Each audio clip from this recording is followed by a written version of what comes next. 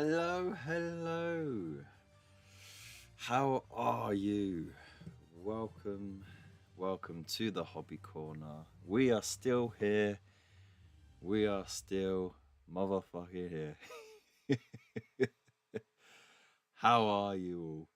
I hope you're well. It's going to be a little while before we get some people.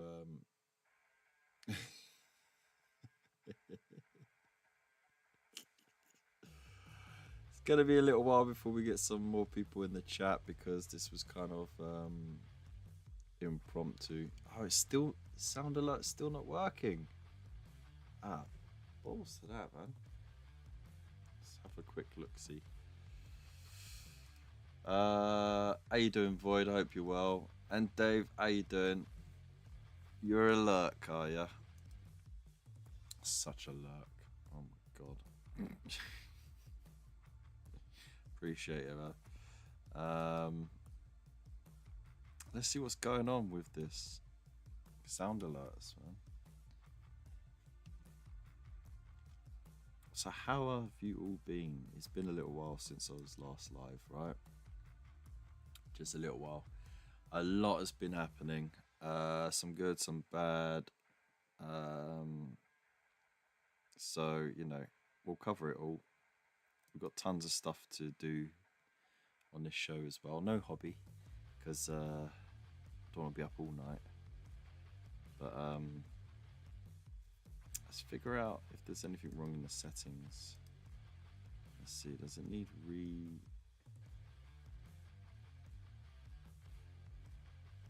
It doesn't need anything.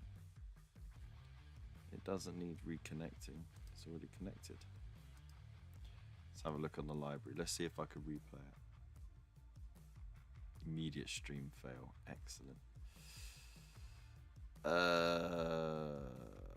So go to home. I'll refund the channel points. I'll play it myself. An error occurred.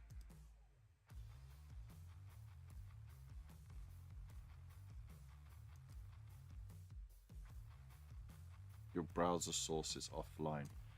Let us have a look-see then, because that shouldn't be the case at all, right?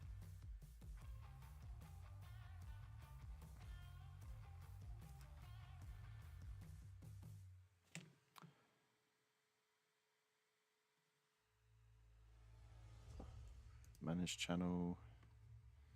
Excellent. I can't do it like that.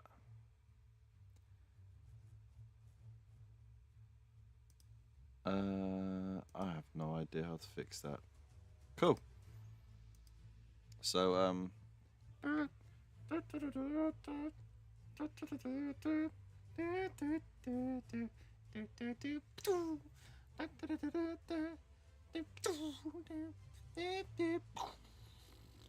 there you go. I'll do it for you. Yeah. I mean, I think it might be because when I set it up on my old laptop that was doing the stand-in for the loan laptop until I could get a new battery for it because I couldn't turn it on at all. So I don't know. Got some fiddling around in the bloody thing in the settings to do. Oh dear.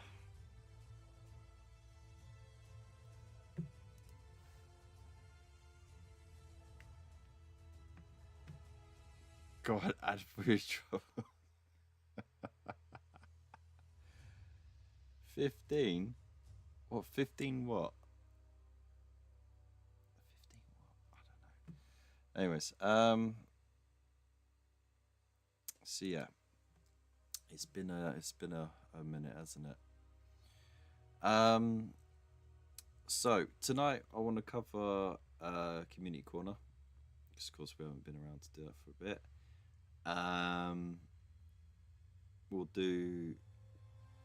We'll nominate the KFC challenge for December. make sure everyone gets a good head start on that, because it's a busy time of year for everyone. Oh, dude. Shouldn't have, but I appreciate it. Thank you.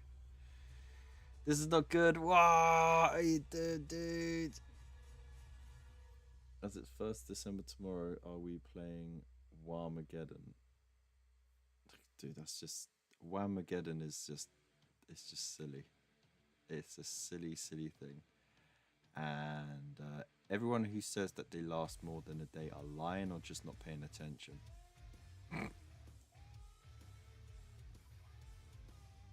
What do you mean? What do you mean delayed reaction? The notice only just came up on my screen. 15 months, eh? Wow, I appreciate it, dude. Seriously. Big loves to you, man. And I hope you're well, Bill. I hope you're well. Sorry, I've been a bit AWOL lately. A lot's been going on. So the wife has been on a rampage on reorganizing the house again. So that's been fun.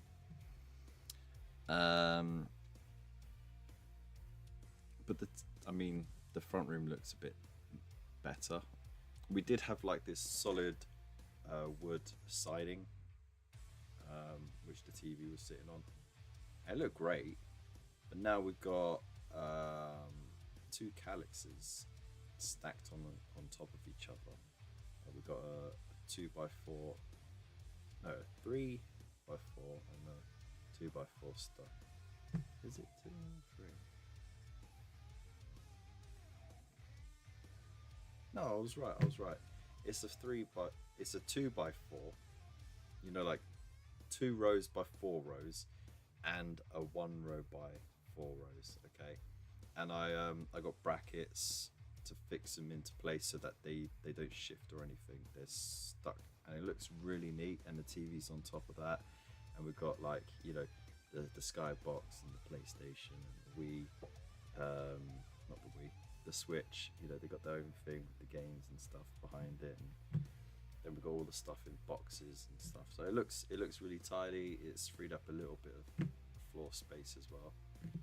Unfortunately, that floor space was the bit where we had run out of those vinyl tiles, and I was like, fuck it, I'll just go around the furniture. Don't need to do under the furniture because you can't see it, and now we can see it. So it's just bare concrete around it now, but it's alright, we'll get that sorted eventually. And the nice big calyx that I had over there, she wanted out. She wanted more space in the bedroom, so alright, so that went. Twitch delayed reaction to my impression. It's fair enough. Not gonna lie, I thought Whamageddon was something Orc related for a second, right? Yeah, same. And then I remembered it's Whamageddon, not Warmageddon. Duo finally got a game of 40k in a few weeks back. 500 points, Orcs versus Orcs. A good scrap then, yeah? That must have been a laugh. Rolling lots of dice and not hitting anything. I hope you had fun. I'd like to hear more about it. The game culminated in a massive explosion when my dread blew up and took out everything around him. Perfect. That's the perfect way to end it. That's awesome. I'm glad for you, dude. That sounds like an awesome time. I would have been howling with laughter with that shit. Orcs are just so fun. I can't be asked to collect orcs because I got too many conversion ideas and scrap build ideas and stuff like that, and I know that I'll get down the rabbit hole of it and end up with like a million started projects that will never be finished. So yeah, orcs have always sort of been one of those fun ones to watch from afar, So yeah, that's that bit. Kids are doing fine at school.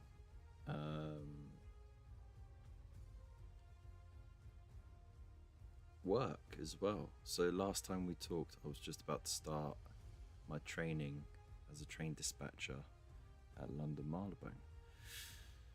So it was 1 week of earlies, 1 week of lates, and then it was 3 nights, like 3 night shifts, and then a short break before the assessment, which I had on Friday.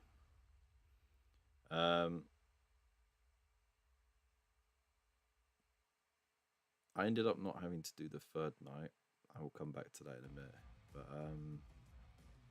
yeah, I ended up passing the assessment, and I'll be getting my certificate this Sunday when I start my first shift as an officially certified train dispatcher from Marylebone Station. Hooray! So happy days. I'm gonna get rid of. You know what? I got Restream on this, but for some reason they got this stupid display thing that you can't pause. It used to be able to pause it, and it's just lagging everything up. So let's just get rid of that. Don't need it. So yeah, I as long as I don't cock up, I'll be able to do the 6 months probation, pass it, and have a solid job for life that has a guaranteed pay increase every year, which is great, and scalable income as well, because even though the Chiltern Railways line is operated by Arriva, all the contracts are still British Rail contracts, so we still get all those good benefits of time and a half on the weekends, double time on the bank holidays, plus time in lieu, and bonuses for night shifts, and all that sort of stuff, and strong unions and all that stuff. And it's a job that will never disappear, because there's always going to be rail, so it's great.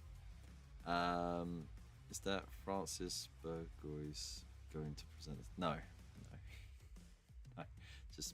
Just my supervisor on the day, just so I can sign it and give it to me. That's it. Do you get a free first piece of track to start laying down from your house to the station? Yeah, sure.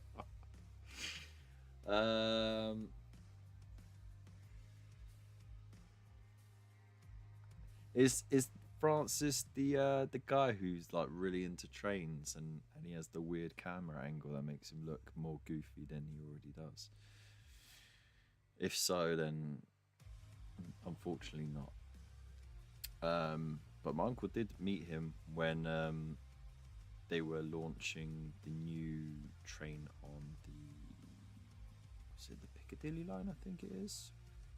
I don't think it's the Bakerloo line. The Bakerloo line definitely needs a new one, but I think it was the Piccadilly or the Victoria line. One of them is getting new stock, and that guy was there, like, as part of the the social media push for it. And my uncle was there because he's one of the head managers for the security with London Underground. So yeah, he got to see that all happen. He said he's a very nice guy, very excitable. So yeah, past that. Now that was while I was doing all of that, while all of that was happening, and the place is great, the people are great, because it's a small train operating company. Everyone knows everyone. We're all having a laugh. We're all joking. A lot of rib tickling. It's great. It's professional, but it's relaxed. So that's the kind of, it's got a good balance there. I'm about to fuck it up. I'm joking. But yeah, the job's great. The pay's fantastic. I've never earned money anywhere near it in my life before, so that's going to be some adjusting. But yeah, no, that's good. We did have my granddad's funeral on Thursday, literally on my rest day between what was going to be my last night shift and my assessment day. And it was a nice service. We had his old Grenadier Guard beret and his no, it wasn't a beret, it was his parade hat, so not the bearskin one but the flat cap, and his old Bobby helmet, you know, like the real tall nipple one, right? Down display with his picture and stuff, and that was nice. And it was a nice service. Short and sweet, just how we wanted it. It was nice. And it was just nice to catch up with my cousins as well, because we're all busy with our own lives. Two of them are engaged to marry next year. It's like, wow. But yeah, no, we've all made plans to meet up sooner, so that'd be nice. But you know, like whenever we do meet up, it's like we haven't had time apart. We just get cracking, start laughing, having good jokes, and it was nice to meet my cousins' partners as well, get to know them a bit. So yeah, that was good. Unfortunately though, because of all the stress with arranging the funeral, all the paperwork and everything, and the fact that they had been together for over 60 years, my gran, my number one fan, of course. The day before, she got seriously ill, and it was very touch and go. It's still very touch and go. And if it wasn't for the fact that my auntie, who lives out in Australia, had been there to stay, you know, it could have been a lot worse. But unfortunately, she was found in time. She got to the hospital in time. And they struggled for 12 hours to try and get her in some sort of stability. But yeah, it meant that she missed her funeral. And she's still in hospital recovering, because they haven't found the cause of what's happened. And I won't go into details because it's not very nice. But yeah, so there was kind of almost a double whammy, you know, it being my granddad's funeral on Thursday, my grand being taken into hospital for almost kicking the bucket the day before, you know, and then I'm having to do my assessment on Friday, and my work was good about it. They said, look, don't come in on the night shift, rest up, you know, your family needs you. And they even said they could postpone the assessment as well, but I was like, no. They would be upset with me if, like, my grandparents would be upset with me if I didn't go ahead with it. No matter what's going on. And yeah, so I had all of that going on in my head, but I managed to focus and get through it. So yeah, I passed it, which is great. But you know, it's sort of one of those hey, retired, I hope you're well, man. Sorry, I'm having a bit of an update on what's been going on. So long story short, I passed the assessment and all the training. I'm now officially a train dispatcher at Marylebone. Hooray! I had my granddad's funeral, which was sad. My gran, through all the stress of everything, ended up almost passing. And she's in hospital at the moment, and that was from the day before, so from Wednesday. She got rushed in. So she's still there. We're still trying to find out what's up. But yeah, it's a bittersweet moment, you know. Got things to be happy and grateful for, and then we've got things that are upsetting. Um, and you know, you lot know I've told you about my relationship with my granddad because you know, he hasn't been well. I've been over there as much as I can to help them out with whatever they needed, whether it's DIY, whether it was with gardening, just picking stuff up, or just being there for company. So I've got no regrets about whether or not I spent enough time with them because I always made an effort to do so and to for it to be quality time, not just me there staring at my phone, but like actually engaging with them and having conversations and stuff. But my granddad, he was basically a surrogate father for me because mine wasn't around. So he took on a lot of responsibility with me and my brother, sort of helping to raise us along with my gran. Um, and you know, I am I am very much a grandma's boy, you know. So yeah, because they've always been a very integral part of my upbringing. We were there quite a lot, you know, whether it be the odd day after school or on the weekends, holidays as well when my mum had to work and all that sort of thing. So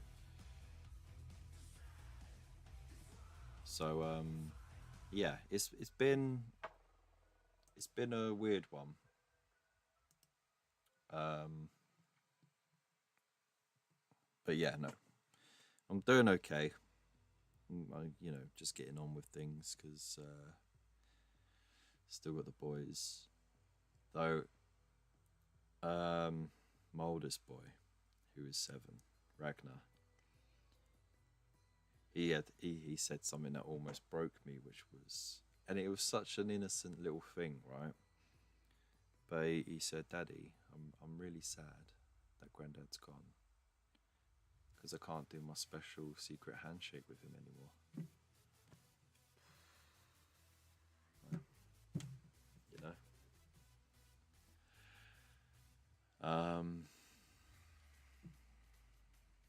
So yeah,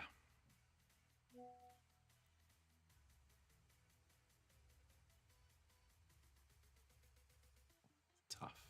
It is tough. Um, but anyways, it's one of those things, right? It's part of life. You just got to live it well. So at the moment, the whole family's rallying around, and yeah, it's one of those things, isn't it? I'm sorry to hear that about your mum, Floyd. It's not easy, is it? Because like I said, they've been married for over 60 years. It's a long time. So I already told my wife, if I go first and you don't get severely ill, I'll come back and haunt you, bitch.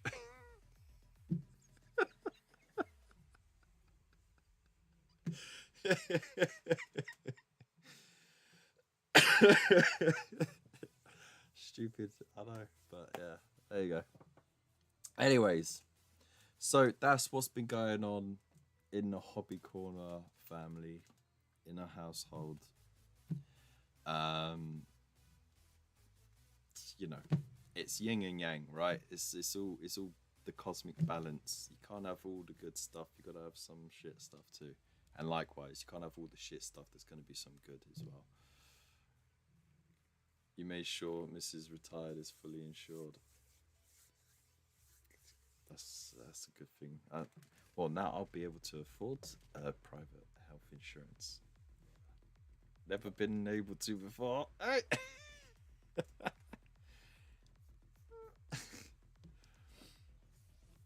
It is a nice message to my wife. Yeah, definitely. Um. So yeah, as you can imagine, with all that stuff going on,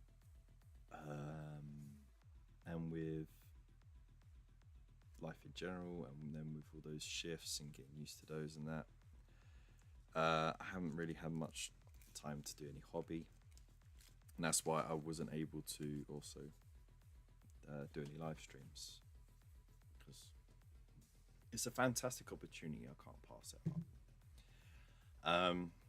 So of course, going forward, I'm gonna try and figure out how I'm going to do shows. Whether it's, you know, a little bit in the morning, a little bit in the evenings, whatever it is. I've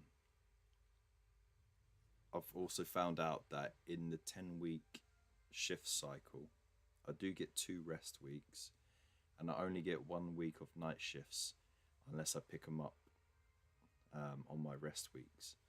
So, but I will be working every other weekend, either Saturday or Sunday. So I might get a whole weekend off, or might be working a day. But it's one of those things. So yeah, it's gonna take getting used to. But just doing that one extra day on the weekend, which, by the way, time and a half, you know, it goes up, up, up. So it's definitely gonna make a huge impact with a quality of life, and it's gonna reduce the stress on my wife to work, though she's already said she wants to, because now that I'm not around in the house for her to moan and argue with, she's bored. She's got nothing else to do. So so she wants to go back to work. Come back like Beetlejuice, yeah. Thank you, retired. Take care of family, stream hobby will be there. Yeah, I mean, you know, this is just my outlet. I've long since put the ideas of making it into a business aside. I just don't have the focus and the drive to do it. I'm sure if I had someone like literally standing over me the entire time, I might have. But it's just my nature to want to do something and sort of not quite do it. Clears throat for an amazing joke. You could say Kev's life is back on track. Hey, hey, full steam ahead. Choo choo, motherfucker. Oh dear. Yeah. Joining the TSSA. The fuck is the TSSA? Train Spotting something association or some shit like that. I don't know. No, I'm not gonna do train spotting. RMT most likely. Yeah. I mean, it's one of the bigger ones, isn't it? I've actually met some reps, not formally, but like I've met them. Get this right, they only have to actually do one, like, because they are fully trained train operators, right? But because they are fully active members of the union, they only have to work 1 day a month in their actual job, right? So if you're a train operator, you only have to do 1 day's shift, and the rest of the time you are a union rep. So you don't lose your license and you don't lose your position, essentially, right? The rest of the time you just doss around talking about how you can like do fuck all but get more.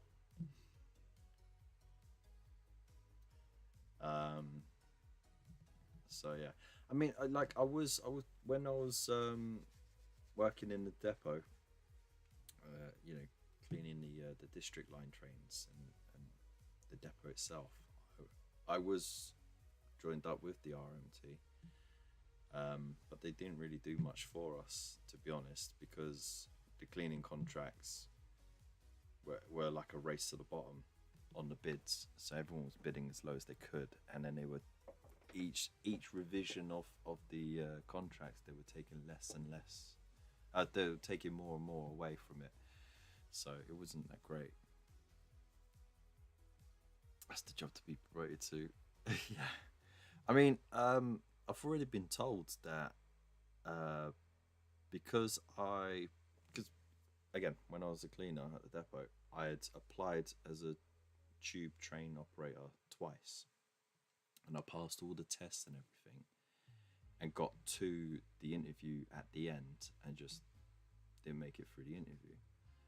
Um, and I've been told there's absolutely no reason why you couldn't just skip through the tests and go straight to the interview, because you've already passed it twice before and it's still within a stretch of time where it counts. I was like, all right. Do my 6 months as a train dispatcher and then be the one on the train. Choo choo, motherfucker. So who knows? We'll see. We'll see where it goes. But there's plenty of roles you can move into and move around. So if I end up feeling like it's just not for me, like the way the shifts are or the pay or whatever, there's opportunities for me to move on and grow and stuff like that. Won't get into management though. That's not for me. I had enough of management. As someone who was a manager themselves twice, it's bullshit. You get shat on from above, you get shat on from below. And if jobs go, then in that kind of industry, the managers are the ones that go, not the people on the ground, because you can't get rid of those. Those are key roles that you have to have filled. Managers can get replaced by other managers, you know.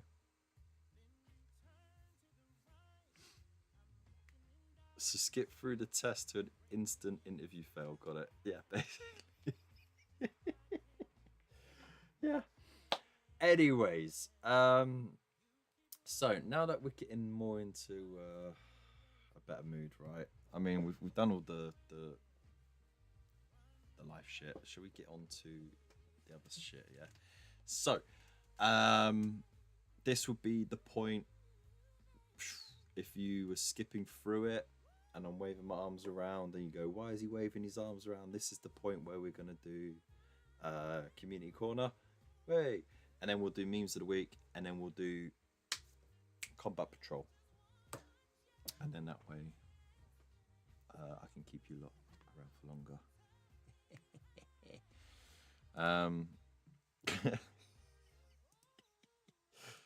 Yeah, bitches.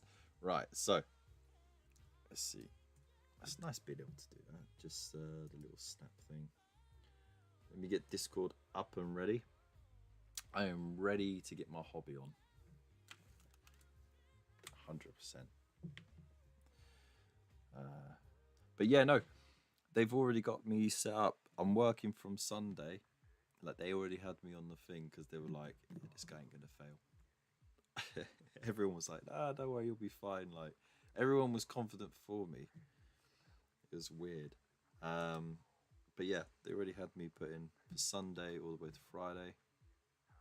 And they got Saturday, Sunday off. And then I'm back on Monday. I think I'm doing earlies. So I'm doing lates from Sunday all the way to Friday. And then from the following Monday, I'm doing earlies all the way through to Saturday. So it's going to be fun. Right. Let's have a look, see. Oh, there's some nice stuff here. Oh, this is not good. You've been working on more orky stuff.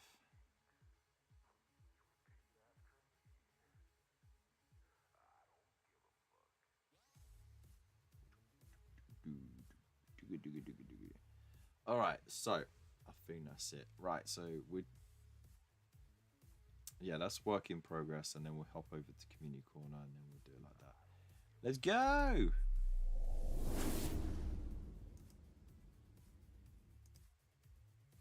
Whoop whoop. Here we are. Welcome to me. Welcome to Community Corner, where we get to look at all the wonderful stuff you've been working on, whether it's complete works of art, works in progress, projects you want to get started, or hobby hoards. Whatever it is, we're going to show it off. So we got some work in progresses to look through. Of course, we've got like almost 2 weeks worth of stuff to shift through. So let's do the work in progress. We'll do the completed, and then we'll hit community corner. Save the best for last. So the stuff from Brown Bear Wargaming. He was doing a little work in progress. We Storm Raven and Ballistus Dreadnought. That's awesome. And then we got this wonderful dragon from Bunker. I like the blue on that. That's a very nice blue.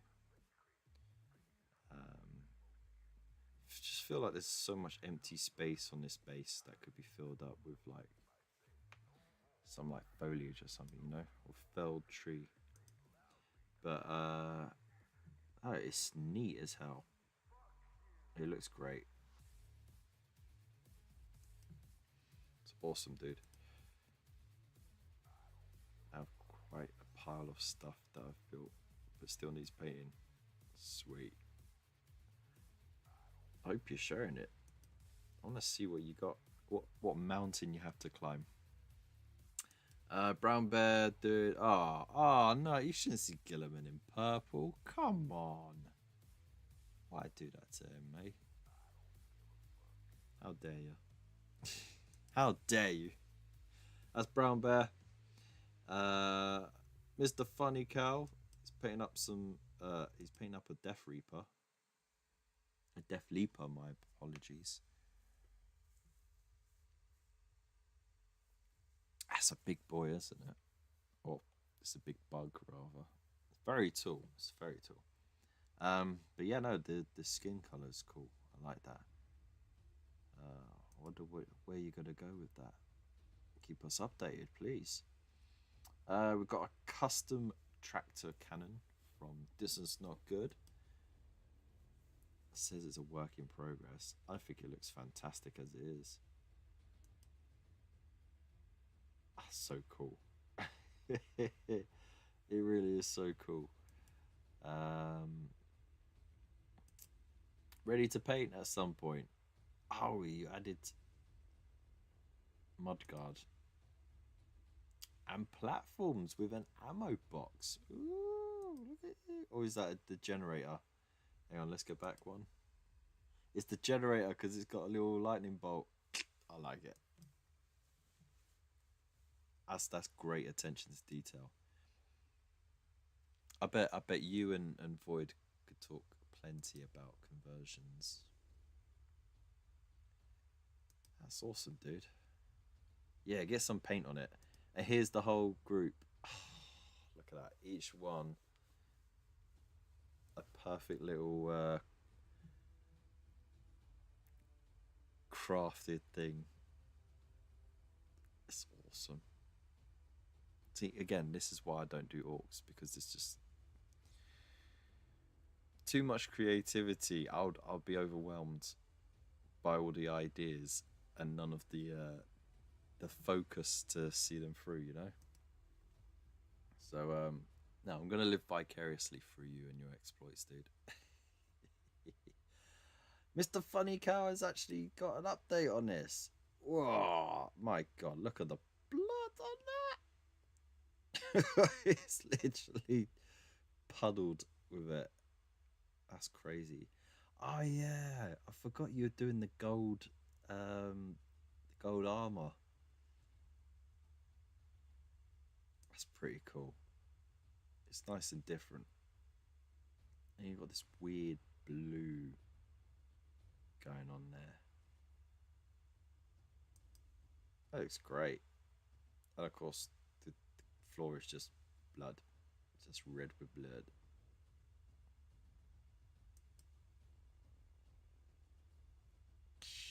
Blimey. That's a lot of blood. It's just bathed in blood. You're done with the base coat. Now I've got to do my magic and add some final touch-ups. Oh, I can't wait to see how it turns out. We've got a new one from Bunker. This is another weird one. It looks like they're melting.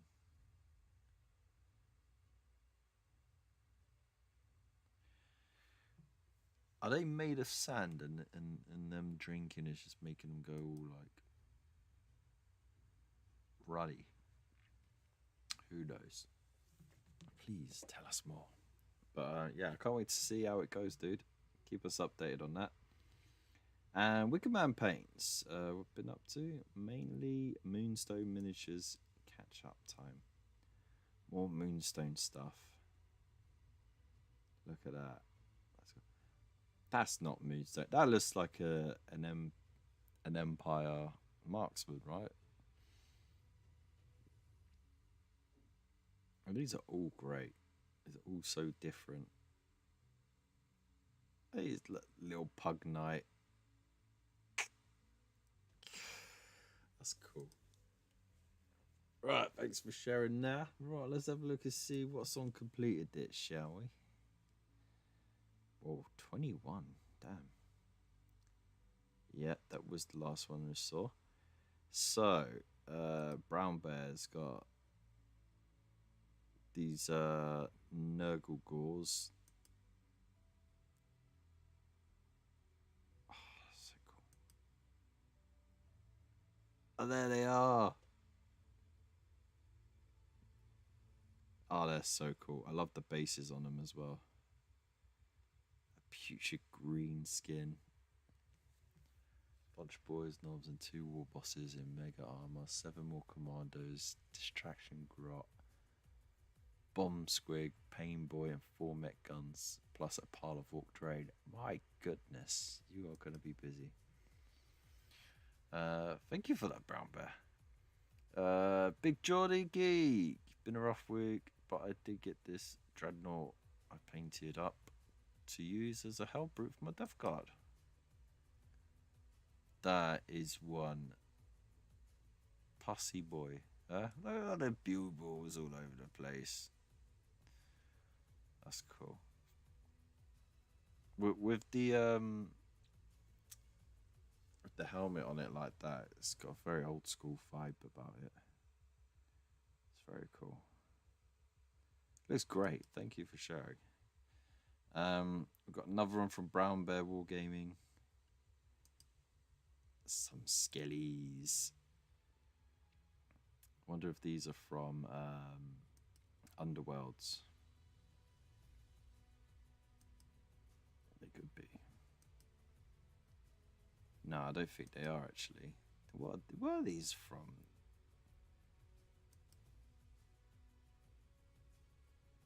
Are they maybe from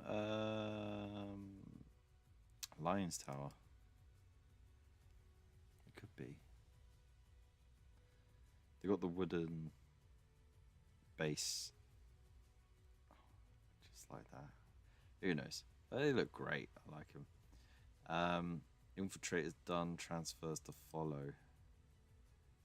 Oh, yeah. That's a nicely done scar. Yeah. That's cool. And there's the whole lot together. See, doesn't matter if they're perfect or not. As long as they're painted and based and they're together and you got a cool color scheme, it looks fantastic. So it's something I need to learn, because I'm always painstakingly going back over mistakes and stuff like that, but it slows the progress down and then it slows my motivation down and I don't get much done. But because you know, like close-ups, the camera doesn't hide anything, yeah.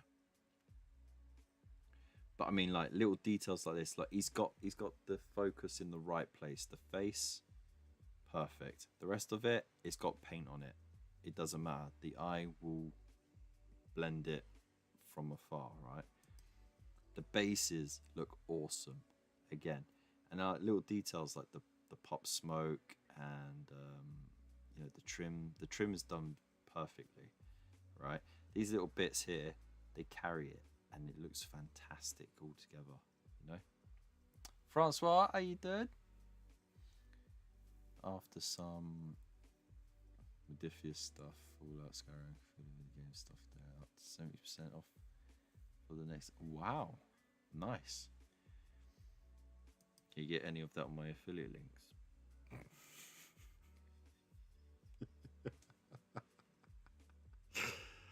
Ah, dear. Oh, we got more from Brown Brer. Brown Brer. Yeah, you're Brown Brer now.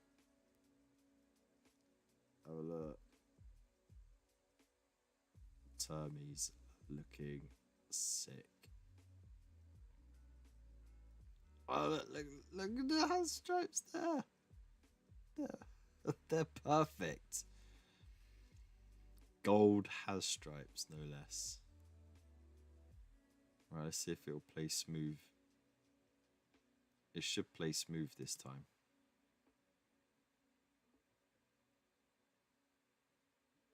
Smoother, maybe.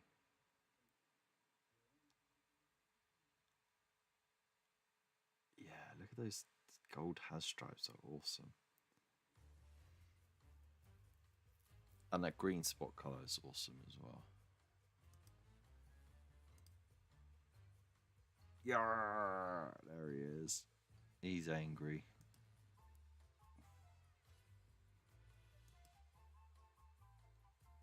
Yeah, they're looking awesome, dude.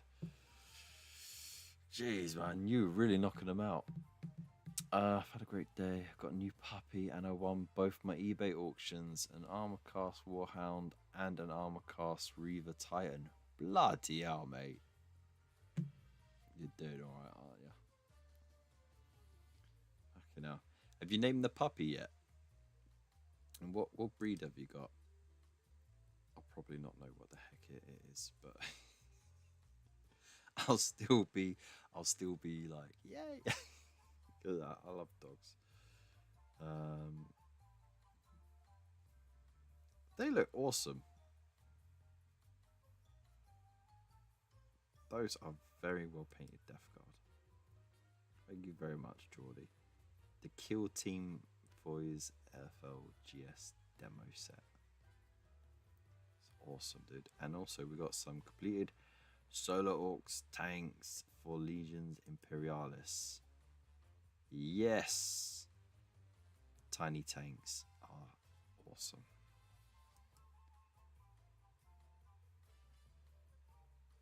Simple yet effective paint scheme. That's all you need. Catches the eye. Looks great, dude.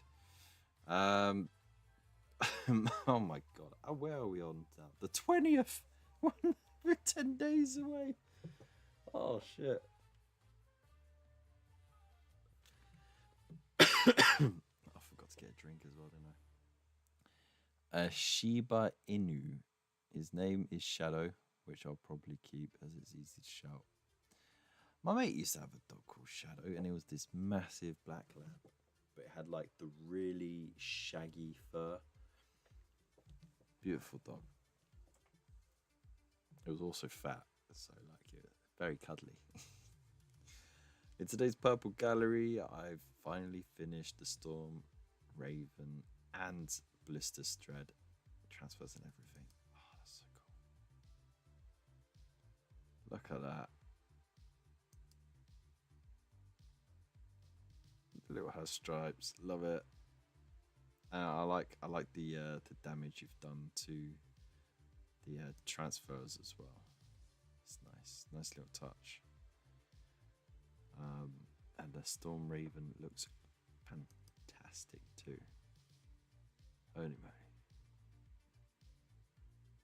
So I like the fact that you've kept the cockpits clear and you've painted the pilots inside. That's really cool.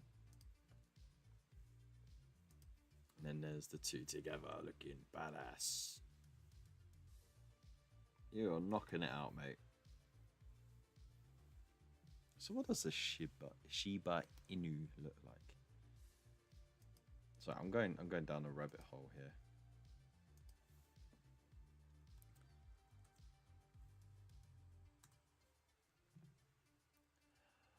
It is what I thought it was. It's the Japanese dog, right?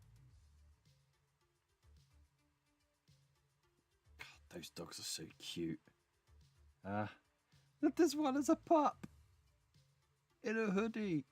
Ah, dude, fuck you, man. Doge dog. That's it. Such a happy looking dog. All right. Let's get back. Let's get back to the community corner. Another 2 dreadnoughts complete. Where you get all these dreadnoughts from, dude? That's crazy. So there's the Retributor, there's the Ballistus. I like the massive transfer there. That's cool. And they're great. Annoyingly, look great. Big Geordie with some more. Needed some Chum tanks for Heresy Camp. So here is a pair of Carnodons. God, look at the, again with the texture on that. It's awesome.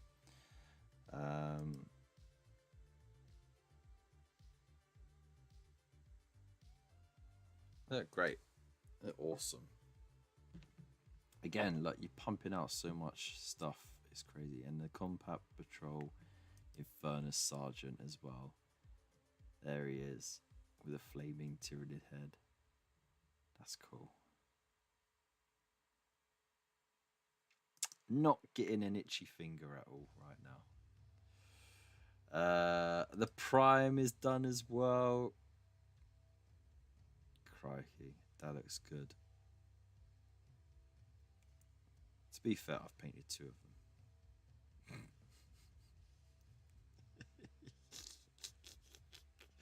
I'm not petty at all. Totally glossed over. It's the Doge Doggo. Right, it's easy to forget. Not the breed, but the fact that that's the breed of the Doge Dog. Not the usual plastic. Yet another garden ornament restoration. Rupert the Bear went from this to this. Wait, he went from this to this. Why did you do that to him? Why? No, I'm joking. So I'm going to assume it was like this, and now he's like that. Though the angle of the picture looks like you sanded too much of his snout away. Yes, I'm being a critic. You're welcome. But no, the colours look nice. I like Rupert the Bear. I used to have a few books of his growing up. It is an improvement.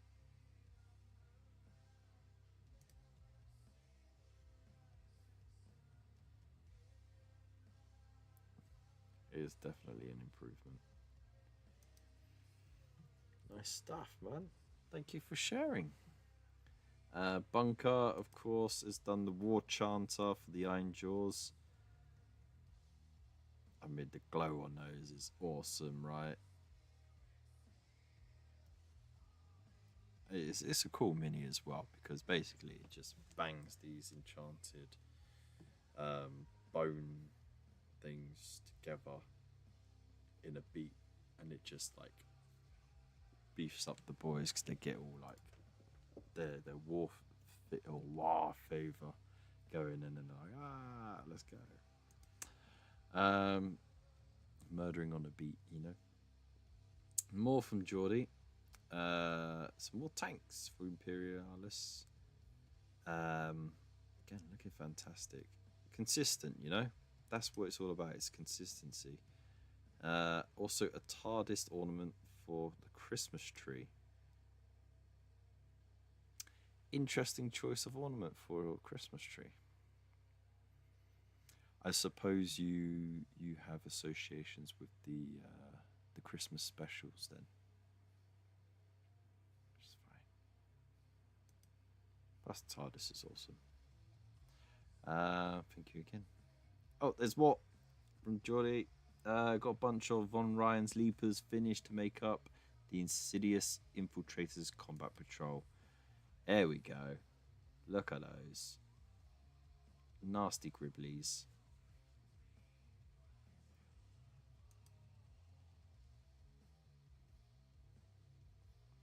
but they all look great. I feel like I'm painting them wrong because you got them painted so quickly, and they still look great. You know.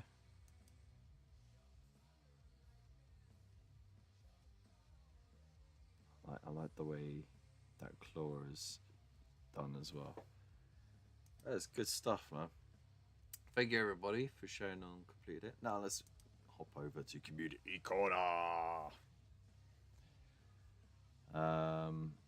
So what have we got here? Oh, I'm glad I left it to last because no one's. So Mr. Fish says, sadly, not a lot of hobby lately, but the wifey got a cricket for her birthday and has been making silly shirts. On Wednesdays we wore pink. 5+ save. That's cool. My wife was thinking of getting one of those as well, actually, like ages ago, because she wanted to print shirts, but I didn't really have the money to buy one because they're not cheap, and you need space as well. But no, it looks cool. Maybe she can be my US distributor for Hobby Corner shirts. And of course there are your, what are they called again? Big Mech Ma Madigan is meching on some mech guns. Madigan, got it. Big Mech Ma Madigan is meching on some mech guns. So yeah, again, each one characterful, wonderful, unique things. I love it. Thank you for sharing, dude. Appreciate it. Right. I think we should do some memes now, right? What I'm going to do, because I am spitting feathers right now, I'm going to go grab a drink quick. I should be able to get the old intro fighters up, and it shouldn't crash everything. Fingers crossed. Yes, thank you. I definitely need to hydrate.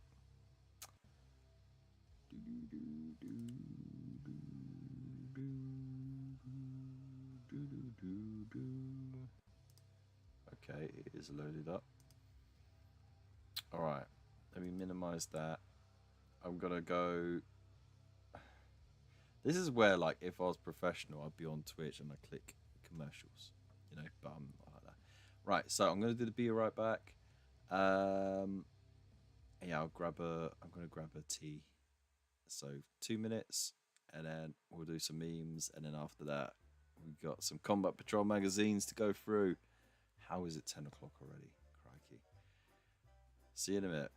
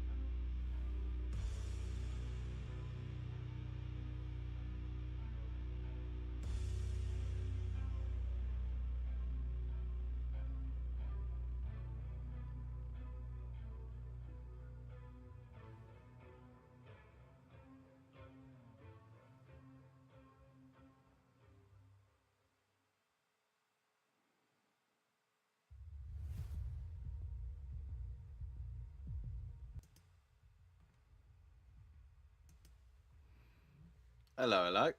I'm back. Got me tea. Yeehaw! Too hot at my tongue. Ah, dear. Love it. Victory sip.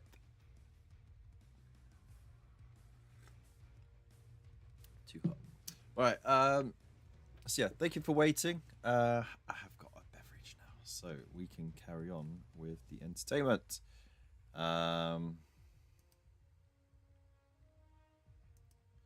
Starting with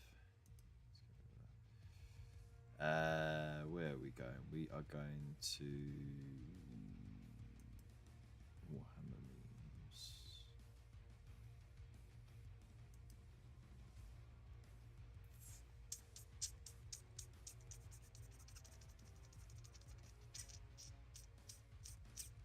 Oh my god, there's some weird ones I haven't seen before.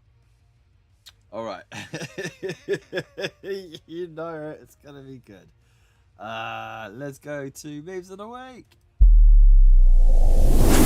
Memes of the week. Memes of the week. Memes of the week. Ah, fuck. There we go. Look at that. The intro's back. All right. So this is memes of the week. Our little segment that we normally do weekly, where we get to see what you lot have been shit posting on the Discord.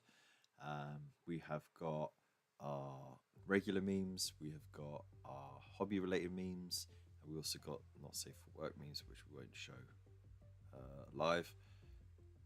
But we're gonna start with the hobby related memes on our Warhammer memes channel. Starting us off is from Wolfenstone, and it says Necrons according to Black Library writers, basically Terminators in ferret hats, right? Necrons according to the player base. Mexican Skeletors.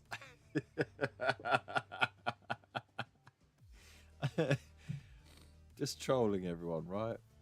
I love it. Alright, oh, what's this? Oh, I'm gonna have to move it along. I'm a simple miner, Ovinius. I live much better now than I did in the Imperium. There's always a bowl of dumplings on my table, and they are not made of corpse starch. I also received a wonderful towel wife.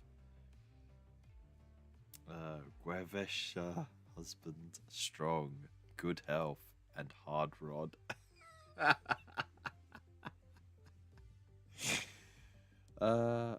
We also want Guevesha, husband. It's a pity that we have so few of them.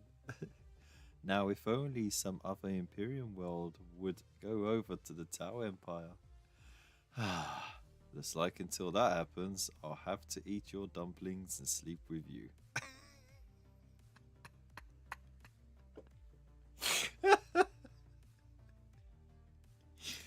Oh my days. Someone exterminate that shit.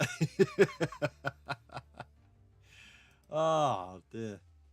Tau propaganda hitting hard, right? Would easily convert like, so 20% of the 50% of the population of this planet alone right now.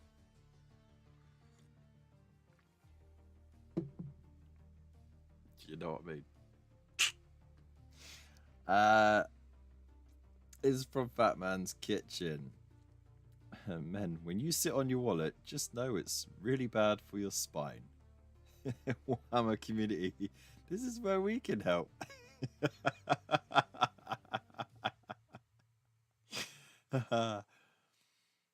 I really hope this was real. I really do. It looks like it was stitched together, but you know what I mean.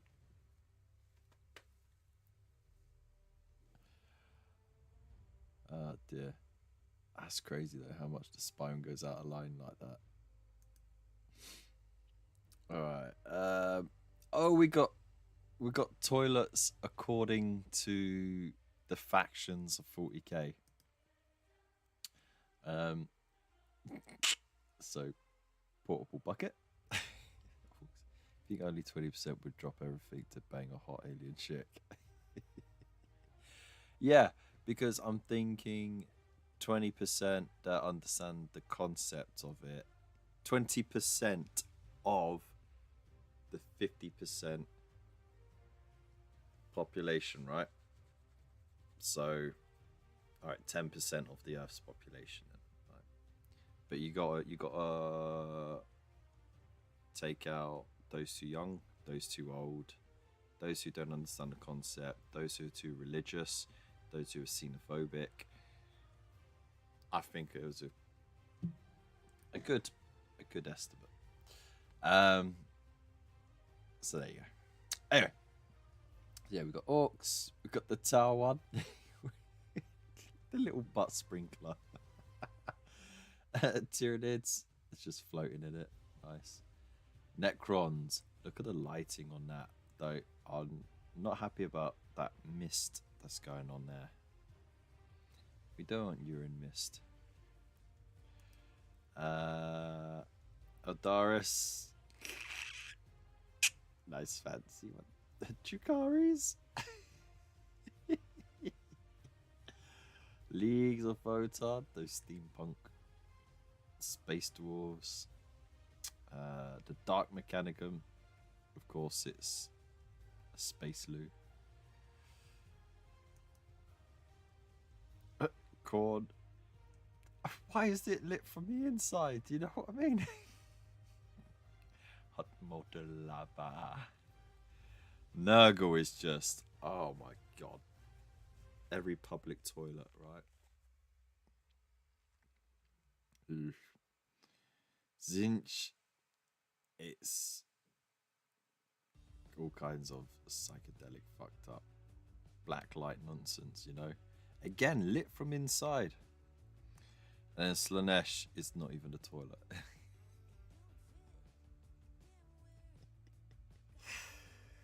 Oh dear. Necromunda is just a hole in the chair. That's how bad it is. Oh dear. Black Templars. We've got Ogryns, of course, with the extra support. That Slaanesh toilet just sits on the floor. Just shits on the floor. Yeah, exactly. I don't think it's meant for shitting. It's meant for sitting, not shitting. If you know what I mean. The Emperor of Mankind. Look, what a glorious golden throne that is, right? Beautiful. Perfection. Harlequins. Oh dear. Gene Stealers. Just weird and pink. Seems about right. The Militaro Tempestus.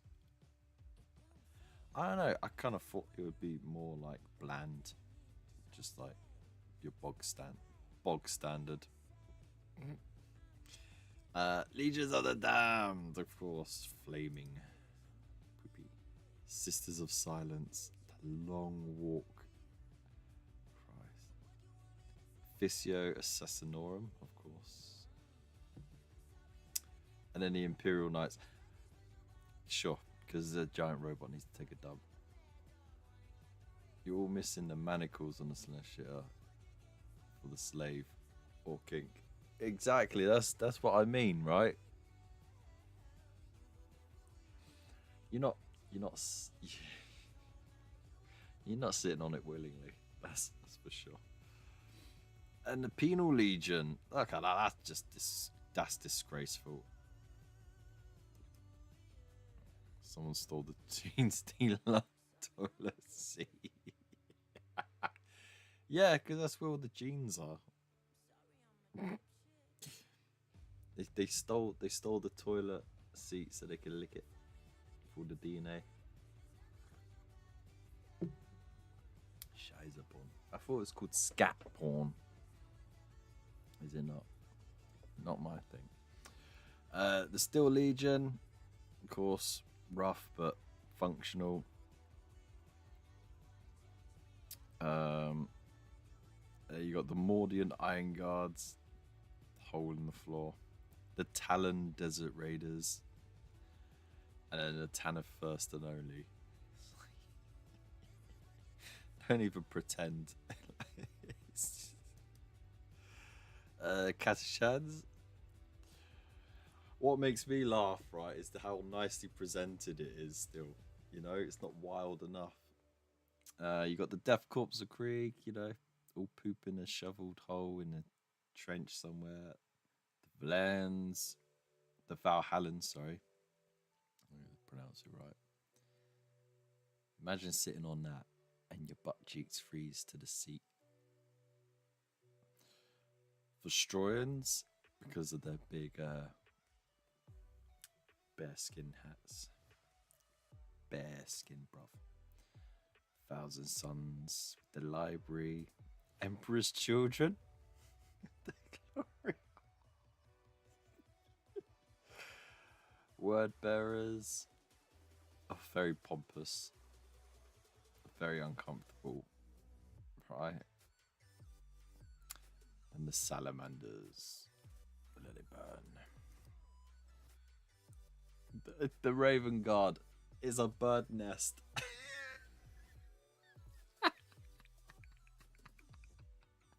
The Alpha Legion, I'll forget that one.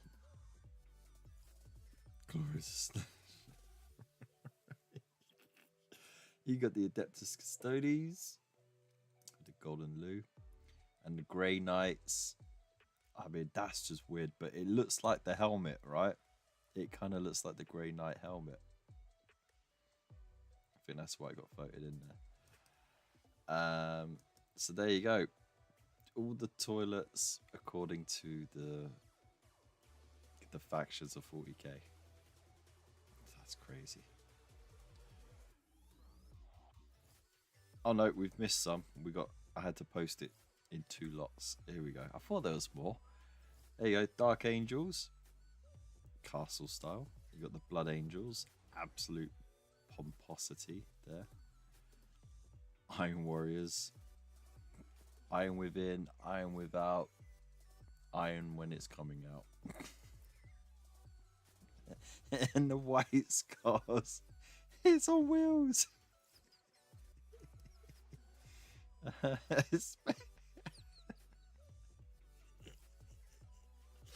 Space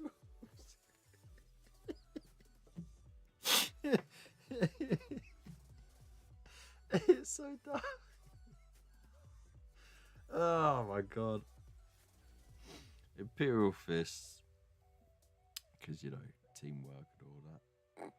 The Night Lords look sick, but you couldn't sit back on that one. You'd fuck your back up, right? And then the World Eaters, it's just nice. Iron Hands. The Minotaurs. It got a squatty potty. Oh dear. Like these little bits is literally where you put your feet. I mean, at least it's a more natural position to go in, right? Now, I'm super offended by the Ultramarines one.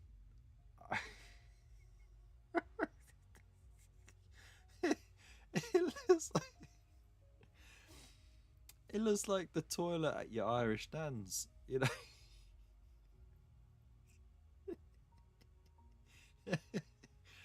Ah, dear. Shocking. Not as shocking as this Death Guard one. That is diseased. Move on from that. The Adeptus Mechanicus. It's built out of scrap. Got the Adeptus Sororitas. getting very archaic. The Cadians. You know, the toilet broke before the Cadian did. And then the Inquisition. Oh my days. Look at all those spikes. Fuck that. Or don't, you know. So moving on. We've also got that. The Emperor on Terra sometime before the start of the Unification Wars.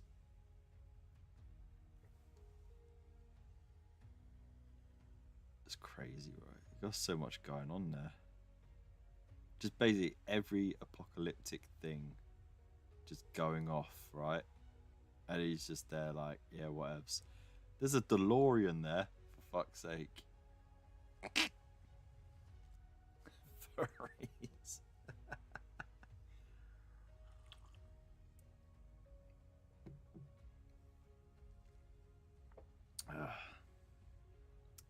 I'm still trying to work out what I'm seeing there. Some sort of angelic being. But yeah, what was he doing that whole time? He was doing absolute fuck all. That's what he was doing. On the 5th day of Christmas, my true love said to me, 5 gold rings. But they were all of them deceived, for another ring was made in the land of Mordor, in the fires of Mount Doom. The Dark Lord Sauron forged in secret a master ring.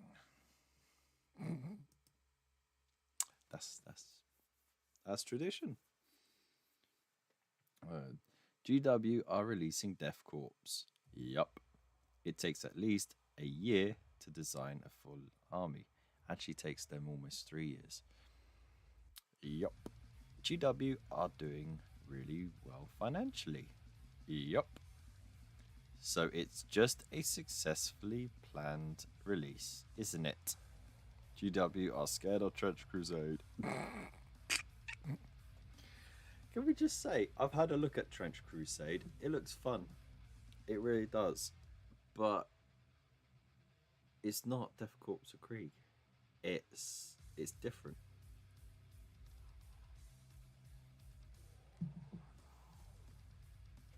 But it looks fun.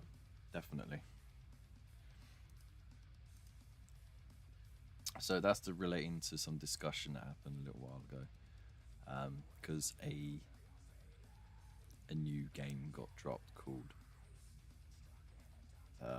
Trench Crusade, and all the characters are in, you know, the attire of trench warfare, but they got like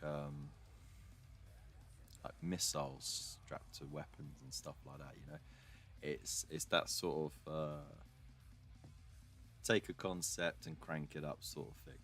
But yeah, no, it looks fun. It's worth checking out if you haven't already. So next is from Bunker. Faces his adoptive dad, gets wrecked. Faces the Khan, gets wrecked.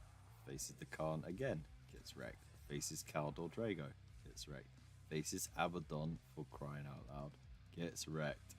Faces Gilliman, take a guess.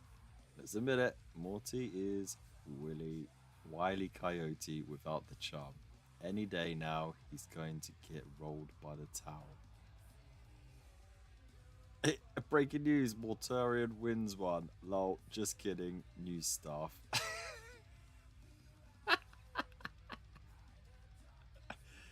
Oh, my days. Poor guy. You know, the whole time he was like, warp magic, no. And then, what does he do? He ends up learning warp magic so he can beat warp magic. The dude is a very silly character. That's all I can say. Earthworm Jim. Love it.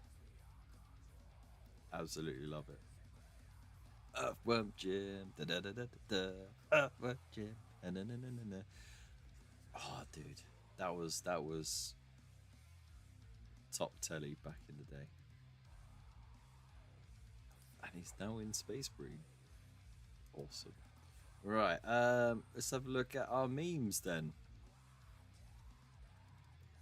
Okay, where were we?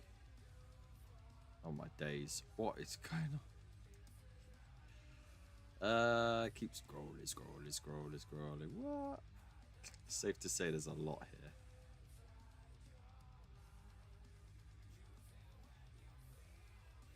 November 16th. Alright, it's been a while. What's this?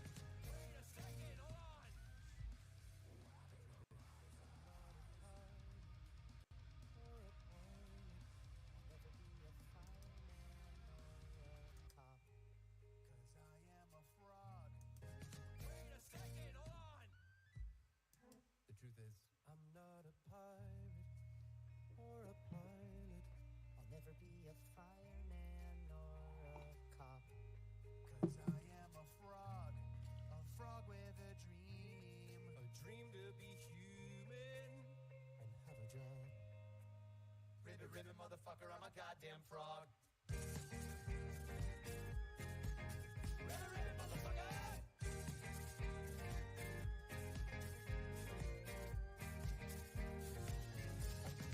I'm not a pirate or a pilot. I'll never be a fireman or a cop. 'Cause I am a frog with a dream. A dream to be human and a frog. Ribbon, motherfucker, I'm a goddamn frog. Catchy. I bet they had a riveting good time recording that. Oh dear. I have something important to say about the nunchucks. Why would you pick nunchucks over just a plain old stick? Like, what's a mace? It's a stick with a heavy thing on the end. What's a spear if not a stick with a pointy thing on the end? What is a sword if not essentially a metal sharpened stick? There are so many other weapons that a stick is easier to find and get a hold of than nunchucks you actually have to make. You actually have to, actually damage a perfectly good stick, make it worse than what it was to make nunchucks. Why would you ever pick nunchucks when you had stick? Stick very good. Nunchucks, what are they if not just mentally disabled sticks? It's like, seriously, nunchucks are basically like a stick that had a stroke. Nunchucks are just sticks that are suffering from erectile stick function. It is literally the stick that swings back at you when you use it. It requires 10 times the training, yet is half as useful as good old stick. I agree. But it looks fucking cool when you can pull it off, right?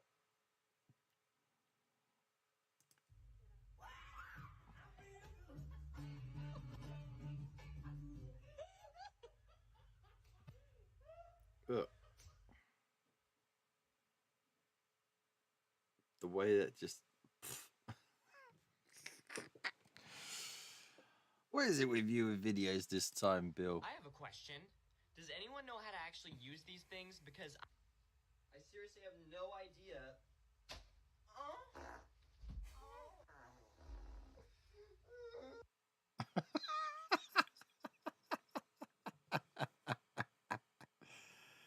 It says, imagine the parents walking by the room and hear this. Oh dear. I'm definitely going to try this when I'm older. Sometimes I like to turn on movies that are in Spanish, and then my kids look at me all confused and wonder why they can't understand it. And I say, well, I don't know why, but you're probably just tired and you need to take a nap. And then when they wake up from their nap, I take the same movie and put it in English, and they think that they're all better.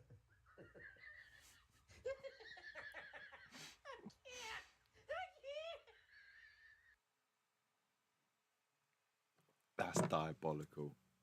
It's absolutely diabolical. I'm taking that. Thank you very much, Bill. What's Mr. Wolfie got for us here? Ah, the content isn't available at the moment. Oh dear. Chili outside, and there's a pot of chili. Lovely. When I was a kid, all I wanted was a lightsaber like Luke Skywalker. Now that I'm an adult, I'm starting to think I want a back to tank like Luke Skywalker. I almost said Sky Luke Walker. Yeah, definitely.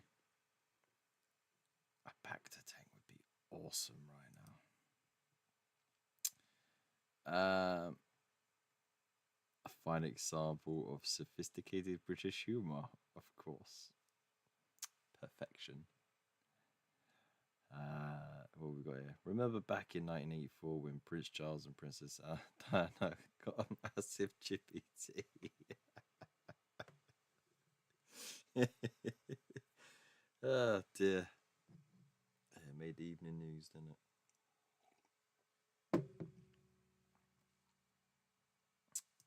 Is this an Ace Ventura video?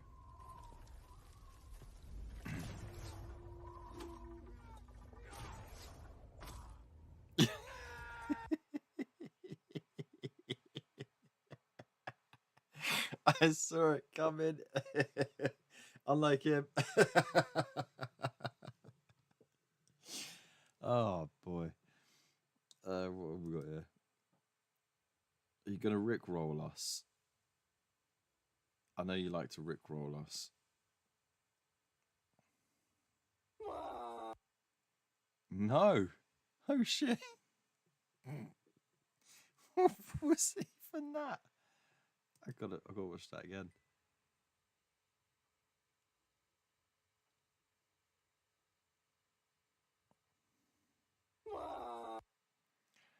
It's like when you step on a Wookiee's toe. That's the only way I can relate that sound. What have we got here? Guys, what are you doing, you useless scum? The door won't give. It's too strong. Pew pew. Son of a... What about Ron? Get back there and smash it down? But nothing can breach it. What about Ron? Ron will breach it. Gosh, finally. Bring up the wolf's head, boys. Boys.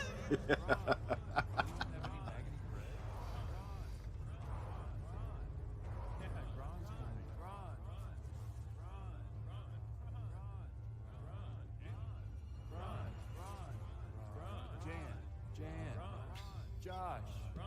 Run, duh, run, duh. You guys are saying it wrong. It's Grondy, guys. There's the little comments, isn't it? Ron will show those. It's the little overlapping comments. That's what makes it. Oh dear. That's well done. What does this say? Wake up. Come on, snap out of it. Please, if you can hear my voice. It's no use, he's in a deep coma. The movie's always better than the book. That's definitely going to be Bill, right? 100% that's Waylander. Right. You fucking what?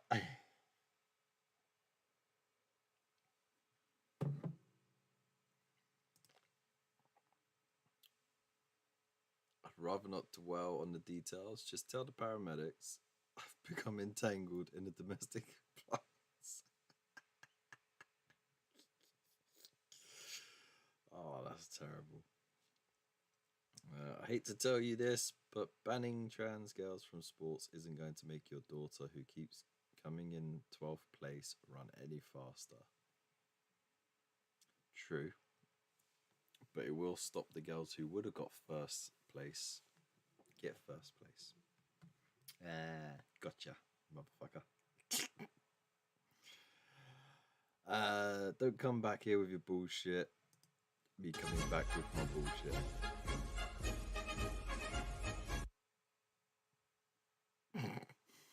I actually want to see you walk like that one day. Oh dear. What's this? $43 billion seems like a lot of money to spend to stop people from tweeting out this photo.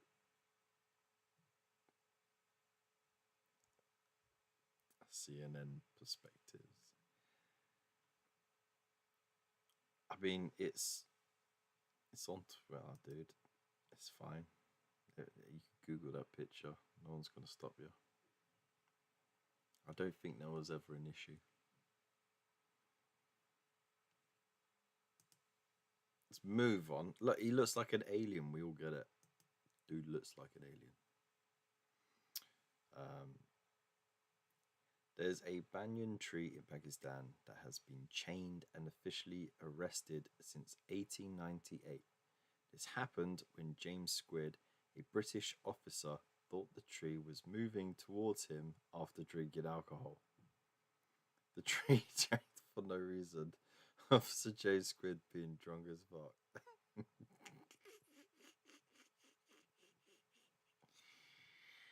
I think that's awesome though that they kept it. You know, it shows a great bit of sense of humor. You know what I mean?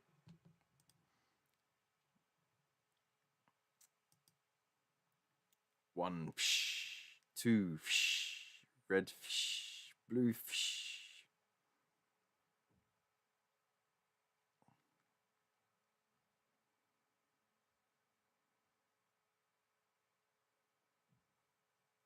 I didn't like that one.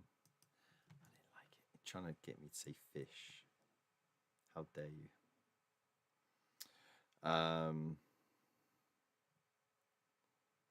I think Venus flytraps should be intelligent and ambulatory. I think they should get into the cupboards. I think they should purr when you pet them. OP, there is an entire Broadway musical explaining why you don't want that.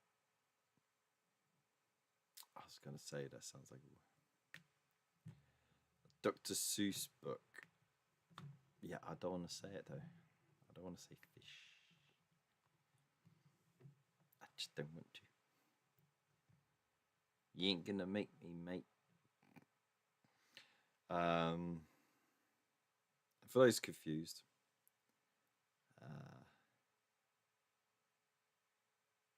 yeah, I'm not gonna explain it.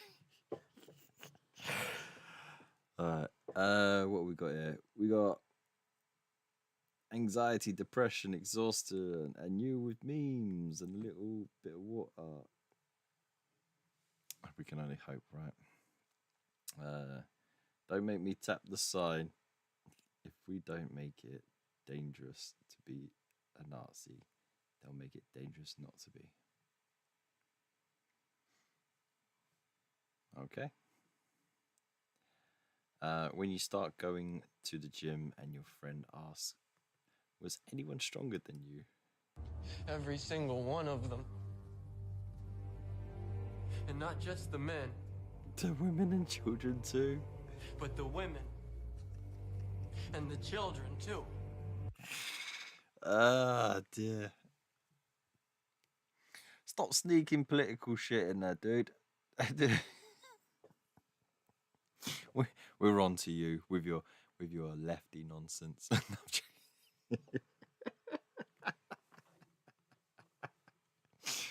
Oh dear. I have masturbated to you every night since I discovered it. But you're not a master. Don't you mean you padderwanked?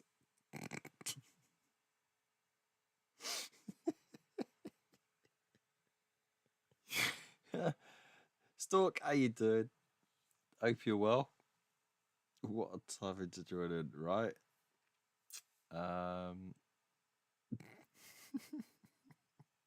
Spoil this interesting car on my way to work. This looks like you pulled it backwards until it clicks and let it go, and it will go really fast. I'm pretty sure it will go really fast no matter what. Okay, now the tires on that thing. Jesus. Feels like there's part of a car missing there, you know?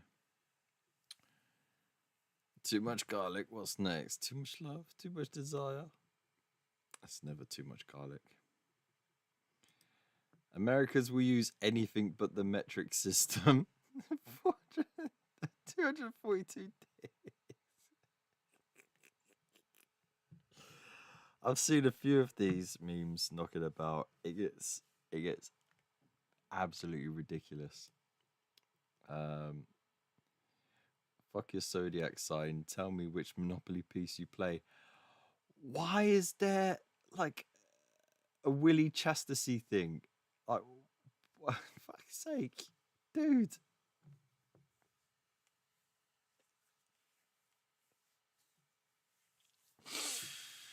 You worry me sometimes, man. ZZ Cop. Part beard, part machine. Oh, cop. No, we got to do that. We got to do that with the theme tune and the timing. Yeah. ZZ Top. Oh fuck! I fucked it up. Get ready with the clip, okay? Get ready to cut the clip. ZZ Cop. Part beard. Part machine. Oh, cop. Coming to a cinema near you.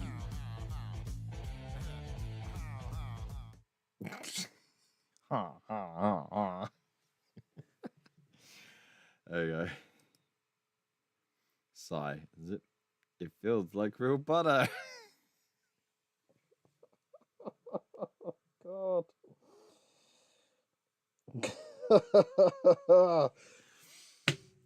Why? Just why? Oh my god. Oh man. It's been it's been too much of an emotional roller coaster this week. I don't know if I'm stable enough for these memes. Oh my god. Alright, this just fucking ah dear. Attention staff, please ensure that all copies of My Daddy is a Giant are not stored at the front of the book box. Thanks. As you see, My Daddy is a...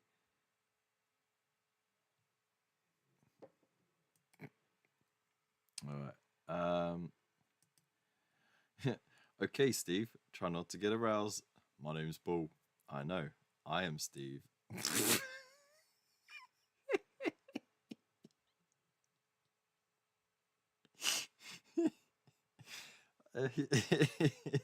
Moving on. Lance is an uncommon name nowadays, but in medieval times, people were named Lance a lot. Hey! You forgot you posted most of them. You just post and like you just dump your post and leave, don't you?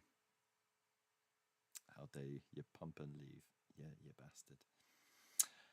I saw this advert. I saw this advert in a window that said "Television for sale, £1, volume stock on full." I thought, I can't turn that down.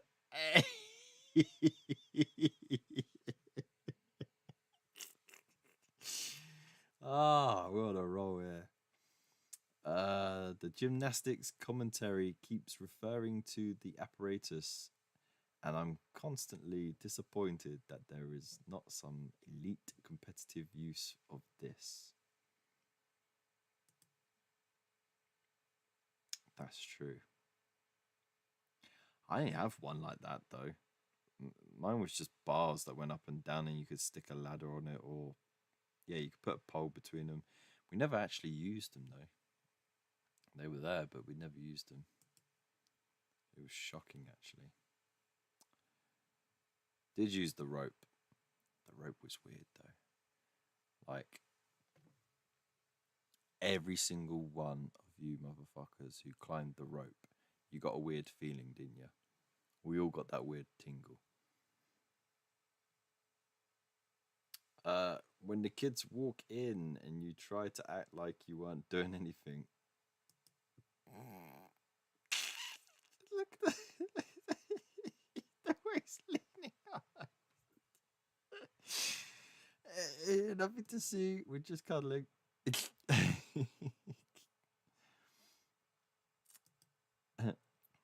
Hey, Anakin, I just wanted to say I'm sorry they didn't give you the rank of master. Thanks, Grogu. That means a lot. So that's how Grogu survived. There we go. We know now. We know. That's how he survived the purging of the younglings.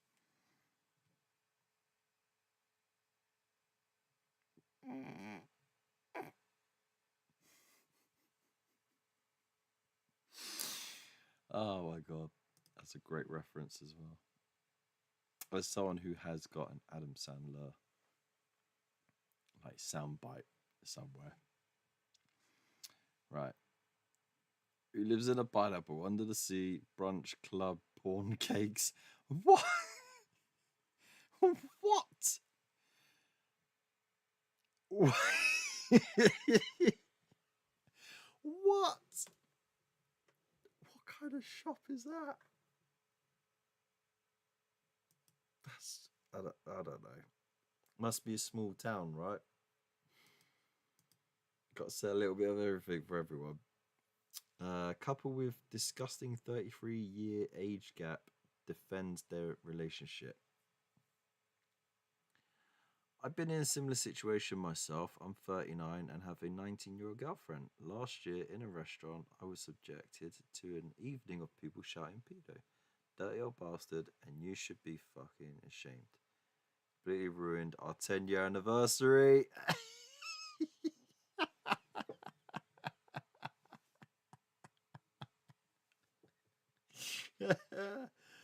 Oh shit. Oh dear. I think people forget that little over 100 years ago, that wasn't really, like an issue, right? Not saying whether it's right or wrong, but how times have changed. Jason Momoa is just Rob Zombie after a bath. I mean, if there ever was going to be a movie about Rob Zombie's life, I think Jason Momoa would be the perfect casting for it, that's for sure. The dude is an absolute maniac, right? Absolute maniac. So there we go. That is all the memes. Bloody hell. 2 hours. 2 hours to do the memes and the community corner. Raw. I feel like a full-time streamer already. Right, so with that all done, I think it's time. Thank you. For another tea break. No, I'm joking. I'm not going to do another tea break. But I do think it's time to have a look, see. In the newest delivery. Oh, I probably broke something doing that. That's all of it. That's all of it. Just make sure. That's all of it. The newest delivery of Combat Patrol. Right, we have got, because we are subscribed to the Partworks, we have got one of our free gifts, which is the synthetic Citadel brushes. We've got the large base, we've got a small dry brush, and we got a small layer brush. Very handy. Always good to have brushes of variety in your arsenal. Alright, and then we'll have a look in the magazines themselves, but 11 was with the Corex White and Leadbelcher. 12 is with the first half of the Terminators. Woo! Easy to build Terminators. There's the second half with all the bases. And then issue 14 is with the Rakoff Flesh and Screamer Pink. And on the back of that, we have got issue 15 with the Psychophage, which is this weird looking thing that's eating a Space Marine arm. Crazy. And then 2 more paints, Mephiston Red and Squig Orange. So they're getting the paints out a lot quicker, I feel like. Which is good, because you know, you get that boring bit out of the way. Then you get straight, and also it means you don't have to wait so long to be able to get these colors on the miniatures you already started painting, right? So that makes perfect sense. So got 2 cents on it. Here's my 10 cents, but 2 cents is free, and you cent for me. Now this stuff just for me, so everybody just follow me, 'cause we need a little controversy, 'cause it feels so empty without me. I should have sang that as my intro today, right? Guess who's back, back, back, back again, again, again. Kev is back, back, back. Tell a friend, friend, friend. Guess who's back, guess who's back, guess who's back, guess who's back, guess who's back, guess who's back, guess who's back. Na na na na na na. Alright, that's enough of that. Right, so paints. Always good to have paints. Now, lead belcher is never a problem. It never fails, right? It's one of those paints that oh dear me. Bye. It's one of those paints that's consistent. I don't think they've ever really cocked it up. Right? So cool. That's a staple. Corax White. I have a love-hate relationship with it, right? Because when you get a good one, it's great. But it's 50-50 on whether or not it's sludge, lumpy, or half-dried inside. So, a quick shake. Let's see, because I think they redone the formula quite recently. So look, this is brand new. Okay. Listen to that. Holy shit. Look how smooth that is. Nice. Okay, we got a good one. Separates like for super chalky. Yeah. But when you get a good one, boy is it good. Here's my other Corax White. You see, bloody horrible, right? Doesn't matter how much I shake this. I have to like manually stir it. But look at that lumpiness. Basically, the pigment's separated and congealed. You just have to blitz that in order to make it almost paint-like again. Crazy. So yeah, many returns, I'm sure. Right, so let's dive into issue 11. So here, of course, you will be using the lead belcher and Corax White paints to fill in some details. There's your work in progress. It didn't show you the Corax White, or did it? Did it? It did, yeah. Little bits here and there. Thin it a little, build up the layers, you're all good. Best white base coat they do is Saffron Grey. Yeah, very consistent. It's a good base. Right, here we go. Cult Mechanicus. An exploratory force of Adeptus Mechanicus warriors' quests for lost knowledge. That's a pretty cool looking thing there. So in the 41st millennium, knowledge is not shared freely, but closely guarded by the religious order, the Cult Mechanicus.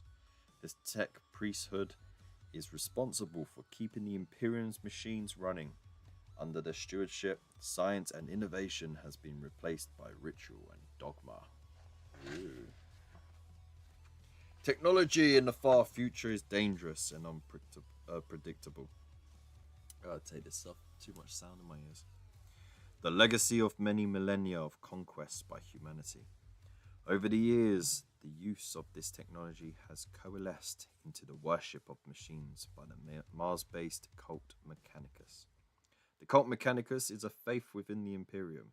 They still revere the Emperor as divine, but they have a culture all of their own.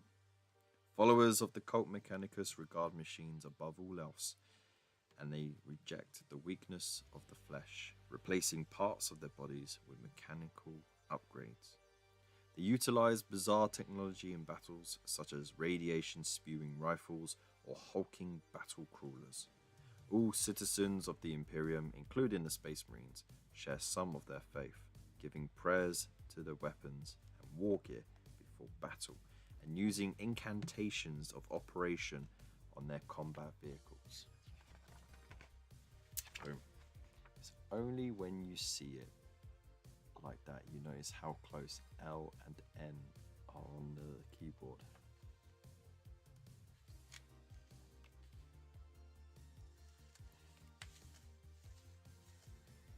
Really?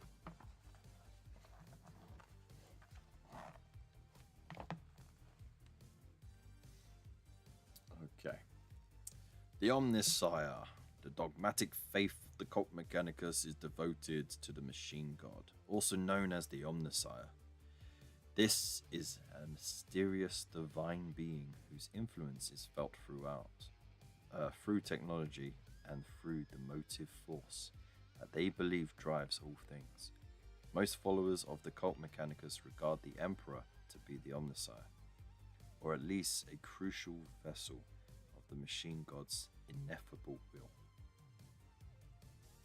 Spoiler alert, turns out it was a Satan shard, Void Dragon, that was buried on Mars by the Emperor himself after he slew it on Earth many millennia ago, because he foresaw the need for a tech cult to be developed. And so over all the time that the humanity had lived on Mars, they were slowly being poisoned with whispers of technomancy and stuff from this Catan shard. There you go. Boom. Right, bioweaponry. Every tool, ship, and weapon used by the Tyranids is a specifically adapted organism, or even a cluster of symbiotic organisms working as one. Tyranid weapon creatures are grotesque and horrifying, having been purpose-bred by the hive mind to work as effectively as any bolter, las cannon, or chainsword. They look like fallacy. You know what I mean? It's all very phallic. Anyway, the Tyranids have a weapon for every enemy, and they are as varied as the Tyranids themselves. As the hive mind adapts its armies to crush its prey, so too does it adapt the tools of war those armies wield. Tyranid bioweaponry has many advantages over conventional weapons. Many fire searing acid or gnawing creatures capable of finding cracks in the very best armor. Tyranids need not to worry about supply lines or reloading. Their weapons simply breed more ammunition. Meanwhile, firing such a weapon requires only a predatory impulse from its wielder. How cool is that?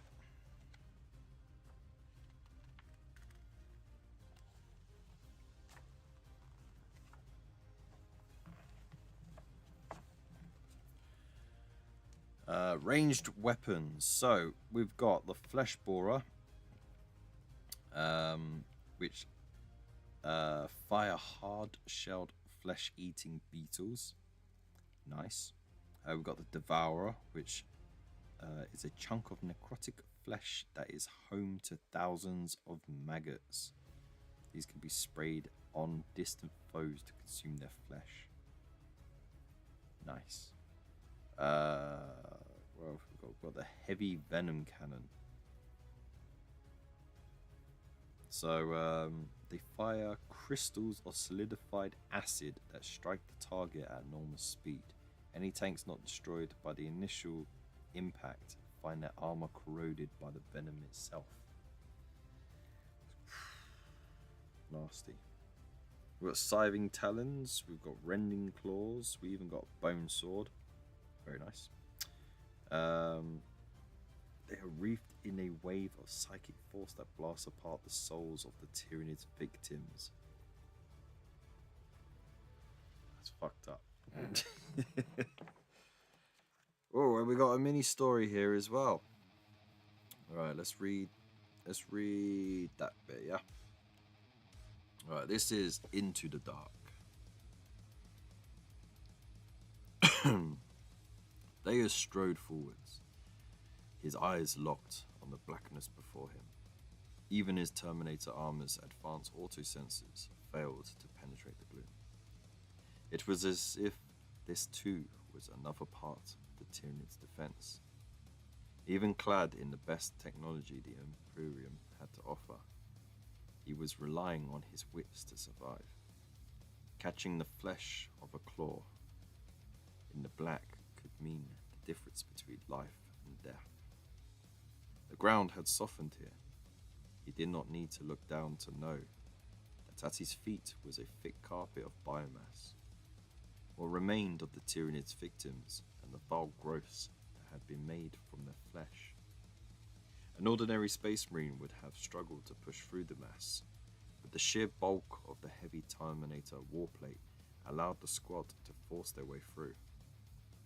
This was the most delicate stage of any boarding operation, choosing where to make their stand.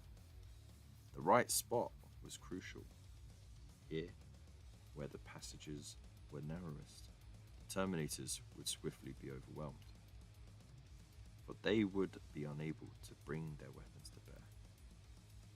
Deus saw something move in the darkness.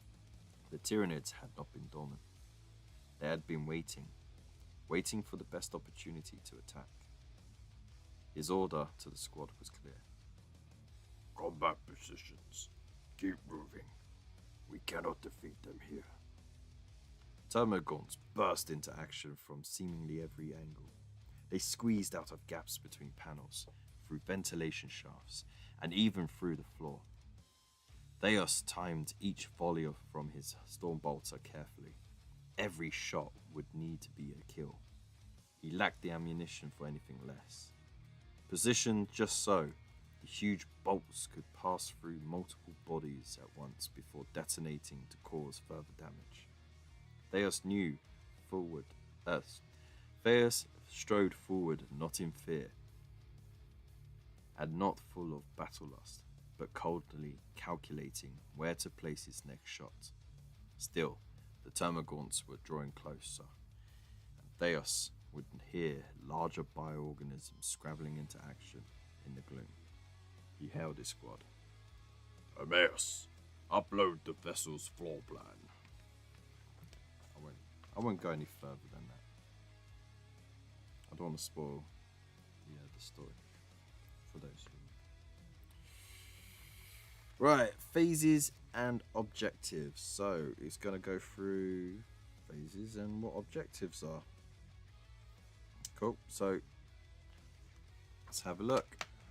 Turn breakdown. So you get your command phase. You score where you score points from any objectives you control. Some other events occur, which you learn later on, like using command points and stuff like that. And you got your movement phase, so normal move, advance, and fall back. Your shooting phase, shoot at stuff if you can.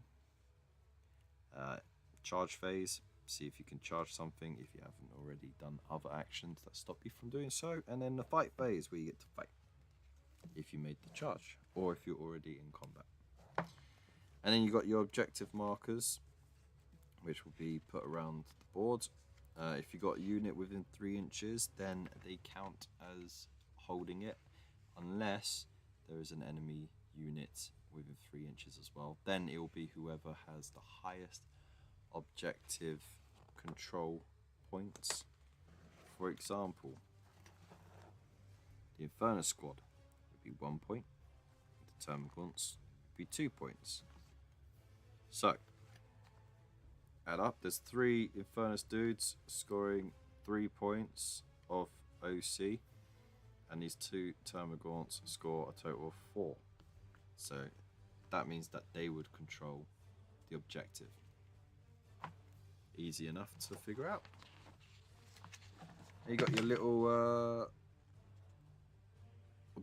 objective secured scenario. I'll make a quick little playthrough just to give you an idea of how you could play the scenario.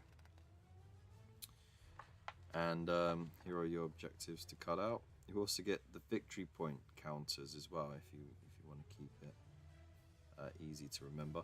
I'd say just photocopy this if that's what you want to do. If the Space Marine wins, then the fight has been brutal, but the Space Marines have accomplished their mission. Their biological samples have been scanned and secured.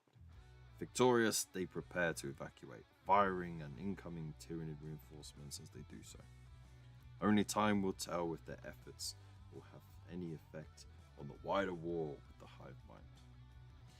And if the Tyranid victory, the Tyranids chitter as they psychically report their findings to the Hive Mind. The Space Marines are too late. Their biological samples have been analysed and their biomass consumed. The Hive Mind urges its forces back, for there are more missions ahead, and this brood has proven its effectiveness in battle. Q! That is issue 11. Bosh. Wrap it up. Oops, we're not going to wrap it up, but let's have a look at issue 12. So, as I said before, you get your first half of the Easy to Build Terminator squad from the starter set, but I mean, ooh, look at that warping now. Doesn't affect the stuff itself. It's just the sprue, which is fine. Terminators, man. Terminators. Can't go wrong with Terminators. Okay, so attempting to use the spare bits I have from the multi-part kit, and instead of giving it that, give it the rocket launcher. Right, so let's have a look-see in here. So it's going to show you how to build them, which is fine. This is the whole build guide for both parts of the sprue. So if you're not getting them delivered and you're buying them in the shop as they come out, you will have to wait until you get the next one to finish building them. There we have this tactical doctrine. The Space Marines are no mere blunt instrument. They are masters of seizing the initiative, and their commanders possess superhuman intelligence. This is exemplified in tactical doctrine. So basically, there is different doctrines you can take that affect how you play, and what bonuses you get. So there's ones that favour heavy weapons, there's ones that favour bolter weapons, and combat. You also got different weapons as well, like the bolt rifle. You got the storm bolter, which is usually held by the Terminators, occasionally by other people, And then you got the Assault Bolter, which is a crazy new invention, which looks awesome. And then it goes over the Assault Doctrine. So, for all their technology, training, and advanced conditioning, the Space Marines are perhaps deadliest of all in brutal close combat. When the time is right, Space Marines will use the Assault Doctrine, sprinting headlong towards the enemy for a decisive charge. It's nice that they got Titus in here, right? It's almost like they knew that the game was coming out and all that jazz. The Assault Doctrine is often the final move made by a Space Marine commander. At a word, the Space Marines, who until now have been advancing carefully while providing covering fire, leap from their positions and charge. Their foes are powerless as the Space Marines hammer them into final submission with a storm of brutal blows. So there's again, you get bonuses in that round combat. But the doctrines only last for 1 round, so you got to pick and choose when you're going to use them. Oh, look, here we go. We got a chainsword, which is like the most iconic weapon apart from the bolt gun. You got your power fist, your power sword, which is pretty cool at cutting through stuff thanks to its energy fields. You got a plasma pistol, which just melts shit, basically. And then you got your bolt pistol, which is, you know, smaller but just as effective bolt weapon. And then we go over battle shock tests. So depending on how many troops you have lost in a unit can affect whether or not you need to take a battle shock test and when.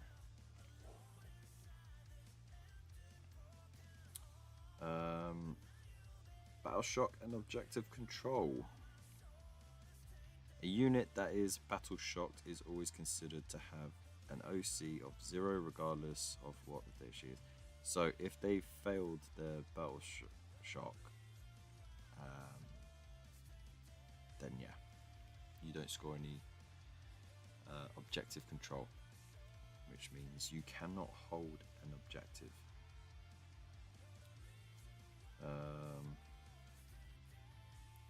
There's also desperate escape, so ordinarily units may fall back from other units freely. However, battle shocked units risk taking damage when they fall back, representing the perils of a disorganized rout as opposed to a carefully planned tactical withdrawal. When a battle shocked unit falls back, roll a dice for each model in that unit. For each roll of a 1 or 2, a single wound in that unit, a single model in that unit is destroyed as it attempts to flee regardless how many wounds it has. That is ouchie. So yeah, not cool. Then we have got our new scenario, Hold or Die. So, how to win. In this mission, you score victory points as follows: 5 for controlling 1 objective, 5 for controlling 2 objectives, 5 for controlling more than your opponent. The player with the most points at the end of the battle wins. You've got 5 rounds to play. Nice. And then, of course, again, a little playthrough just to make it clear how those rules are applied. And well, it really goes into detail here. And then you've got your victory. It does say you get 5 turns, but this one ends after 2. And then, of course, you've got your little victory speeches here, which we won't go over. And there we go. That is issue 12.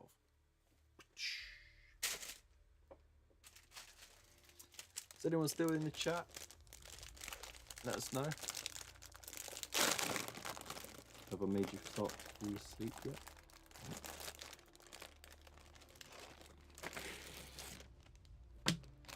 Here is the rest of the termies. So again, this one looks fine. We've got 5 of the bases as well. And this little one for the beacon.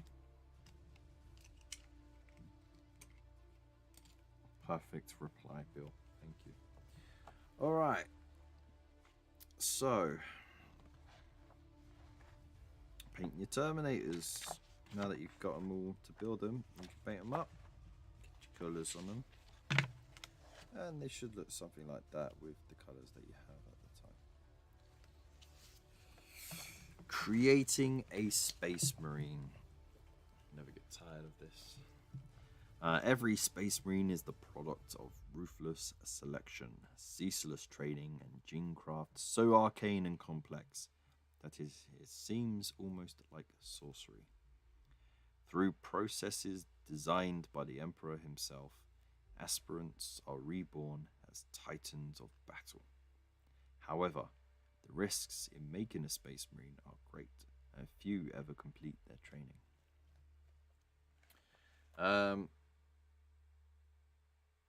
So yeah, that's a lot of hazardous shit. Space Marines are not born but made. Recruited from the ranks of young warriors, an aspirant Space Marine must endure his entire body being slowly rebuilt into a weapon of war. Every chapter has its own traditions, but all follow the same broad structure. Aspirants must complete physical and spiritual trials and challenges to prove their worthiness, while accepting the implantation of a variety of gene-crafted organs. Their bones lengthen and harden, the muscles thicken and bulge. They gain new abilities, from spitting venom to reading memories in the flesh of the fallen. The last and most sacred organ to be implanted is the black carapace, a second skin lined with advanced circuitry, I got there in the end, that interfaces directly with the Space Marine's power armor. The process of making a Space Marine is dangerous. During training, an aspirant must prove himself worthy. For those who fail, there is no second chance. Those who do not perish immediately are often turned into servitors, mindless cyborg drones who perform menial labor for the chapter. They stand as a bitter reminder of the dangers of initiation.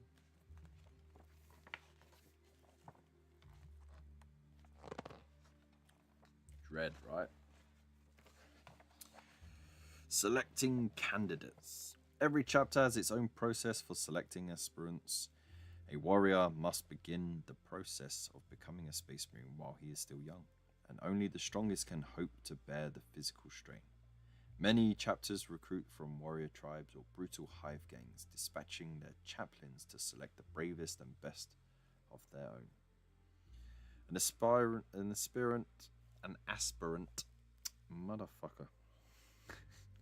aspirant is not just tested physically. They must also prove themselves worthy of the role of Space Marine. Many trials are designed to draw out the character of a young warrior. They must prove themselves to be self-sacrificing, fearless, and utterly loyal to the superiors.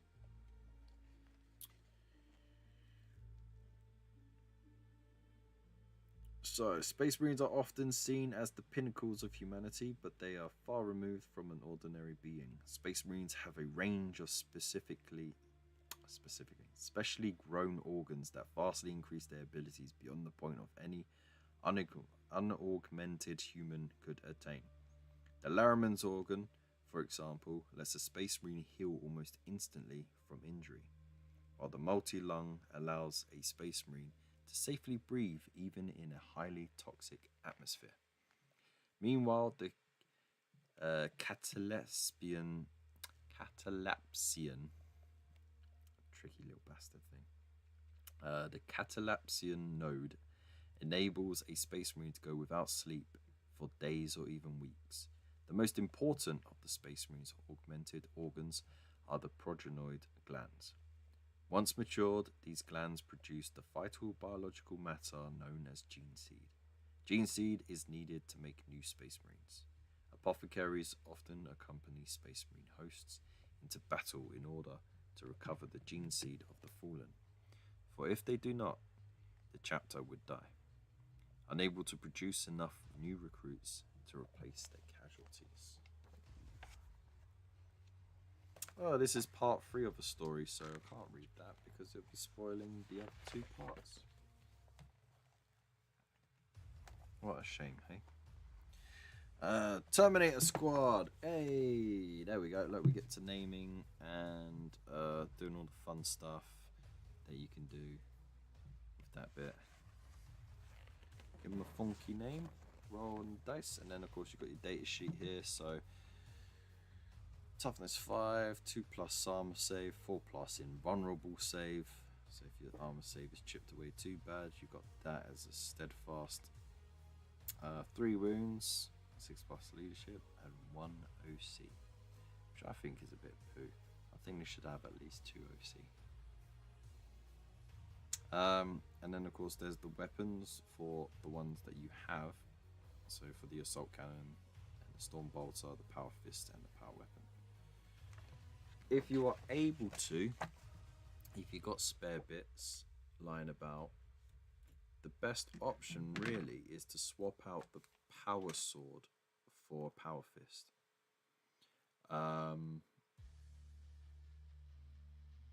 Because it packs a better punch, basically. Right. Also, power fists, they don't have the strike last thing anymore. They once upon a time they did. So when you're in combat, even if you charged in, because once upon a time when you were the one that charged, you got your attacks first, right? Then for a little while it was based on initiative. So if you charged in, if your initiative was still lower than the enemy unit, you'd still attack second. They've changed the way the game works quite a lot over the years. But something that stuck around a lot was weapons like power fists, which were unwieldy, always hit last because they were slower. There isn't that issue anymore. So speeds things up, makes it a bit fairer on charging as well.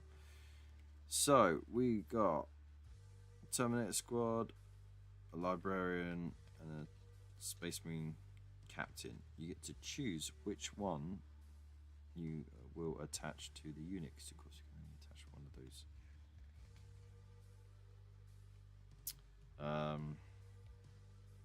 Because they got the leader keyword.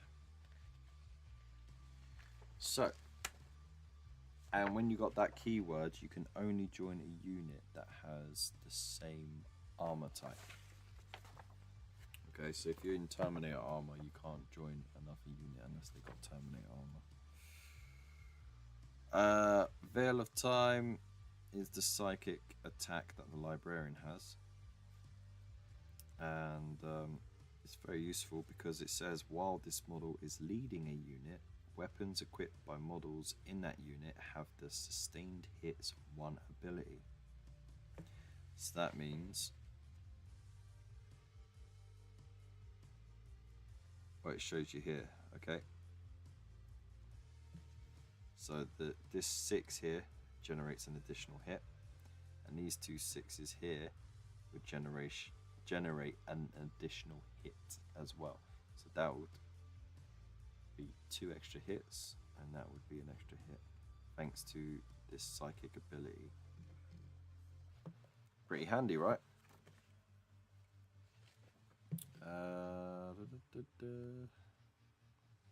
Now the captain has got something called Unstoppable Valor. So what happens is if you go to charge your enemy and you fail to roll enough, you get to re-roll it. Very cool. So it depends what you want. Do you want to be able to generate extra hits? Do you want to make sure that you can charge stuff? Personally, I'd go with the sustained hits bonus because that means more hitting. So it doesn't matter if you charge them or they charge you, you're going to hit them a heck of a lot more.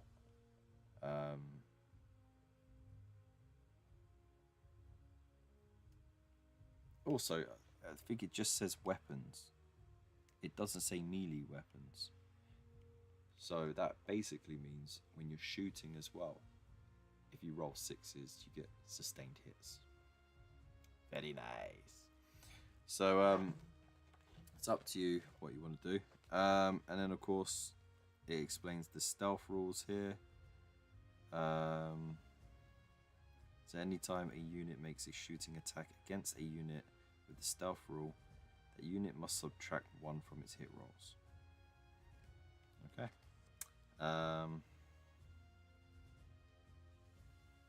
The Von Ryan Leapers also have fights first ability.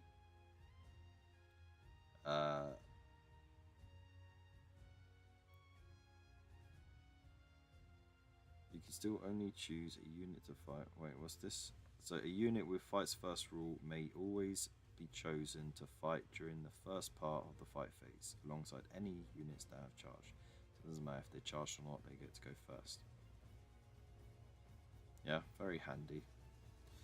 And then of course you got your burden of command. So in order to win this, you score victory points. 5 for controlling, 1 objective, 5 for controlling 2. In addition, the Tyranid player scores 5 points if they kill a Space Marine leader. Very cool.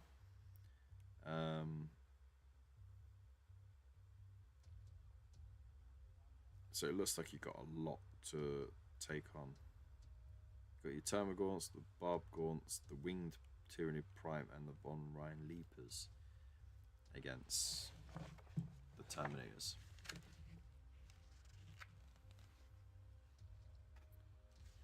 So, I mean, it's the Captain, it's the Librarian, and 5 Terminators. You should be alright. So, yeah, it does the little breakdown again of the combat. And then you get your victory speeches here. And, yeah. Very cool. That is issue 13. Bosh. We got one more left.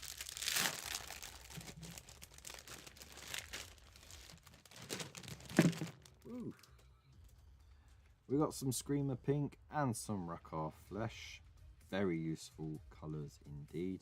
There's Screamer Pink for purity seals and sometimes for the leather straps on the weapons. And Rakarth Flesh is one of the most versatile. Skin, bone, parchment. It's just a nice base colour. So yeah, very good. And you can hear that, all liquid. So we're good to go. Right. Let us dive into Combat Patrol issue 14. So in this issue, they're going to show you where to use those paints. And as I said, Rakarth Flesh for the purity seals. That's an obvious one. And then Screamer Pink for, yeah. There you go. Job done.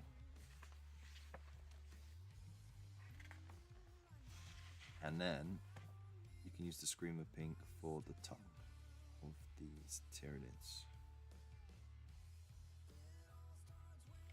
Yeah, so it should look something like that. Alright, the Inquisition. Ooh, okay. The Inquisition is much feared and is spoken of in hushed whispers across the Imperium. As the Emperor's mighty armies turn their gaze outwards in search of conquest, the sinister Inquisitors defend the Imperium from threats from within, whatever the cost. Inquisitors are among the most powerful individuals in the entire Imperium. At their command, worlds are destroyed, populations are decimated, and vast armies are mustered. Empowered by ancient laws to defend the Imperium, every Inquisitor has their own methods. Some Puritans will put entire planets to the torch at the slightest hint of heresy, while radicals will go as far as consorting with demons or hiring Xenos mercenaries to achieve their goals. However, one thing unites every Inquisitor: ruthlessness. And there's a little bit about the Inquisitorial Rosette as well, the badge of office. And we've got different areas of the Inquisition, different disciplines, so to speak. So the Ordo Malleus defends humanity from demons, malevolent entities of raw chaos energy. Demons are dangerous enemies, unwinding their plots takes an incredible intellect, while even wounding one requires esoteric techniques known only to a select few. Many Ordo Malleus Inquisitors are warlike and direct, taking the fight to the demons with blessed thunderhammers. Have you noticed here though? Look at that. That model got an upgrade, a remake recently.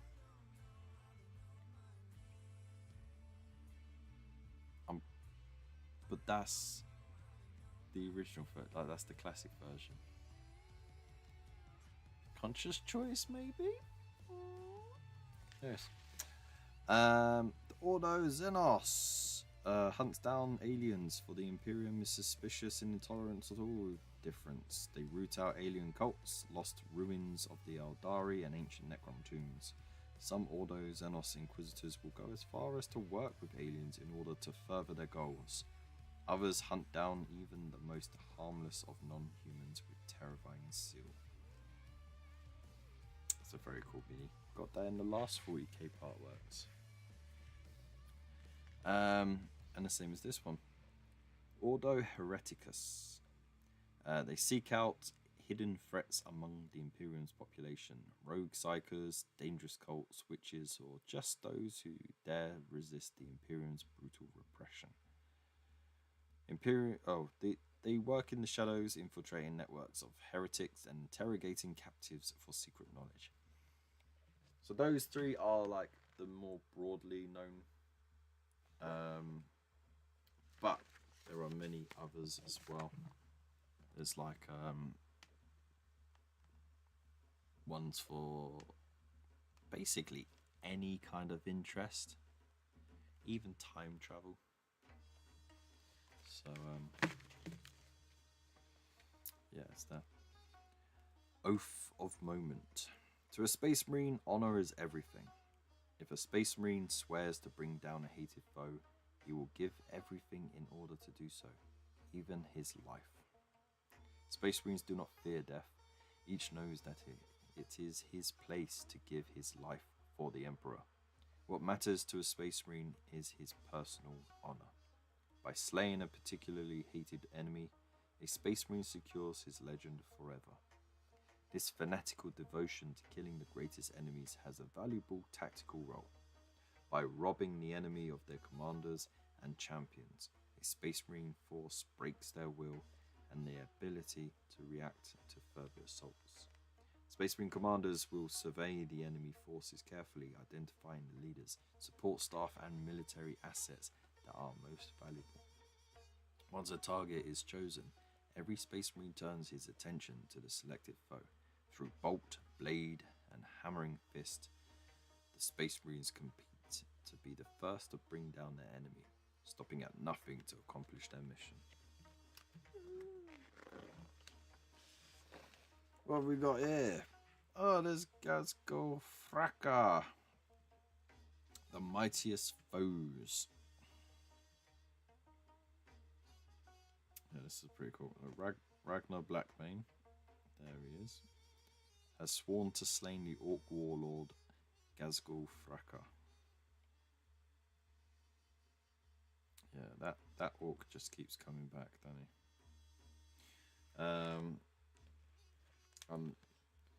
The oath of moment is formally sworn and is witnessed as well. So it needs to be witnessed by your battle brothers, otherwise it counts for nothing. So you gotta make sure your squad survives. That's a pretty cool bit of art, though, right?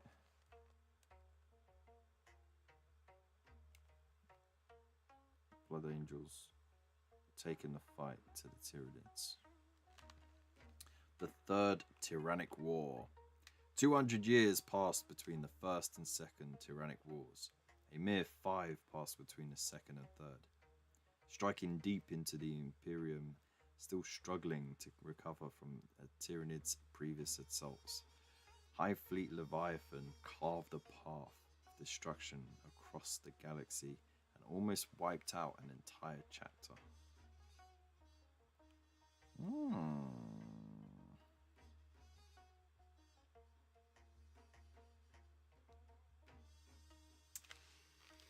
So the Imperium barely had time to prepare for the Third Tyrannic War.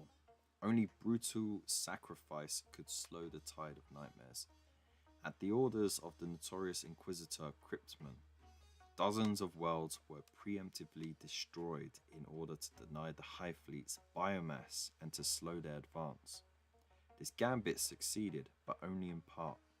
High Fleet Leviathan continued its ravenous advance until reaching Baal, homeworld of the Blood Angels Space Marines. The Battle of Baal, a poisoned wasteland riven with pollution and fallout, was among the fiercest the galaxy has ever seen. Only the arrival of the successors of the Blood Angels, chapters derived from the gene seed of the Primarch Sanguinius, and the Indomitus Crusade stopped the tide of Leviathan. However, the High Fleet remains present in the galaxy, and new tendrils launching fresh invasions every day. Very nasty battle.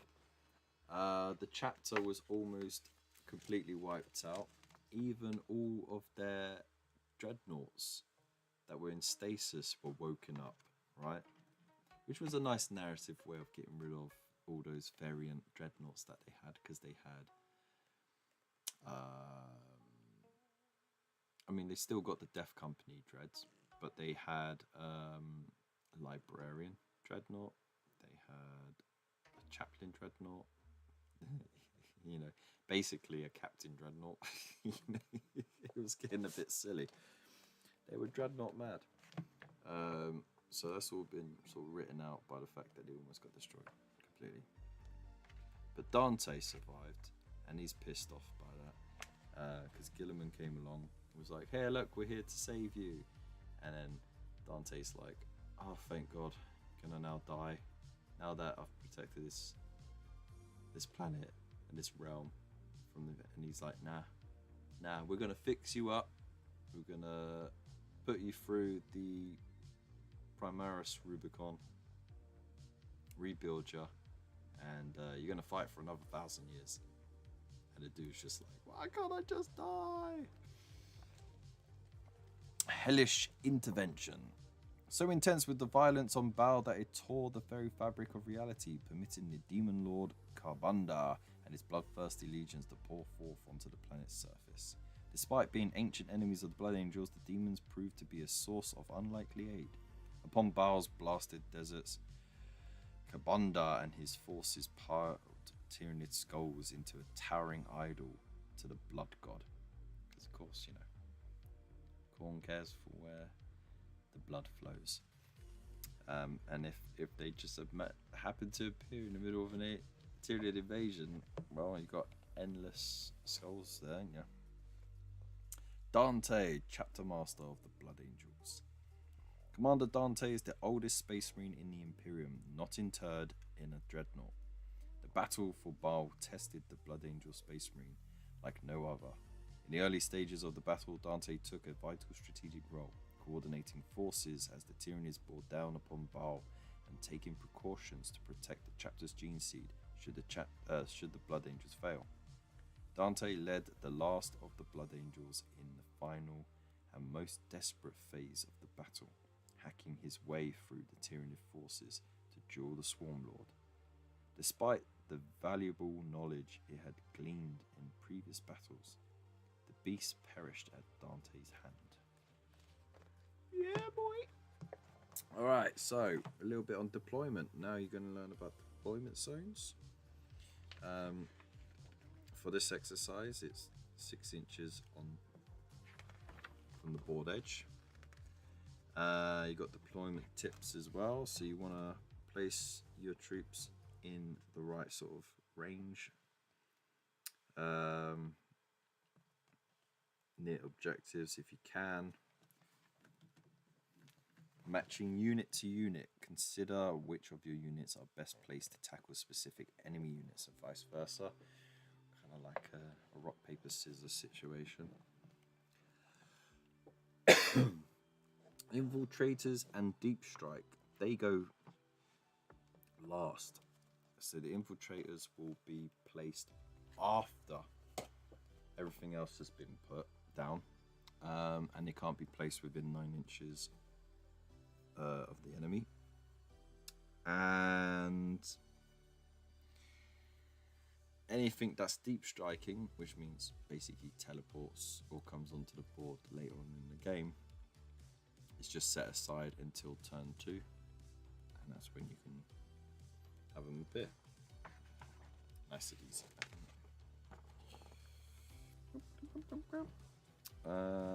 So all of these ones have got the deep strike rule.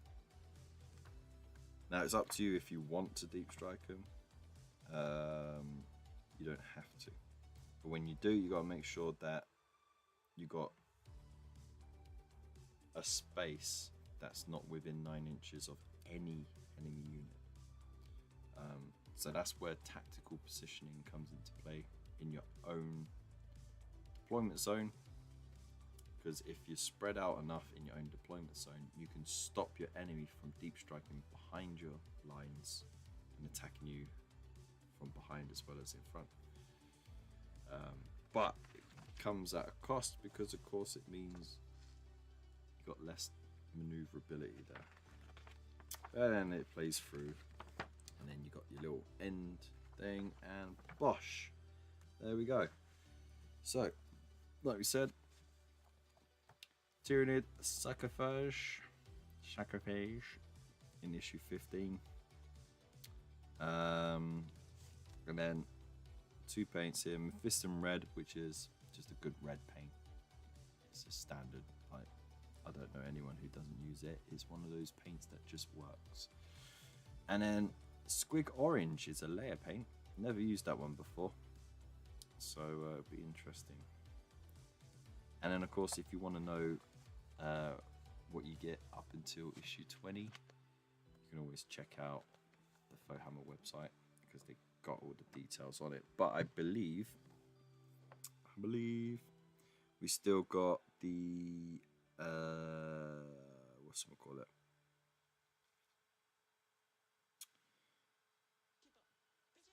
you got the Chaplain on bike, and you've got the Apothecary to go, I believe. Do you believe in life after love? What the? Oh, that's it. There we go.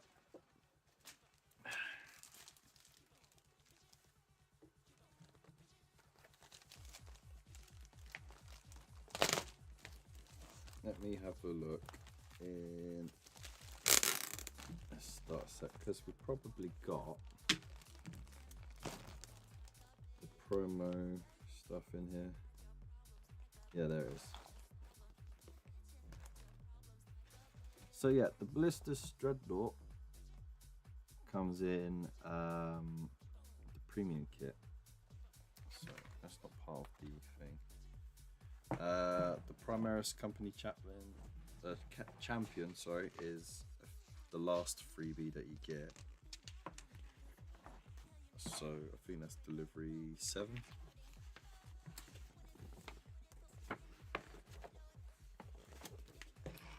Let's just see. Space Marines. No Apothecary. I misspoke. You do not get the Apothecary. You do get the Chaplain though. The Chaplain on bike. And of course you get this weird floaty winged thing from the Tyranids. So yeah, the next 4 issues is going to be that, and I guess some more paint, and then we'll see where we go from there. Because and of course you'd get your first premium kit as well if you were signed up for that, and then we'll see where we go next from there. But I would assume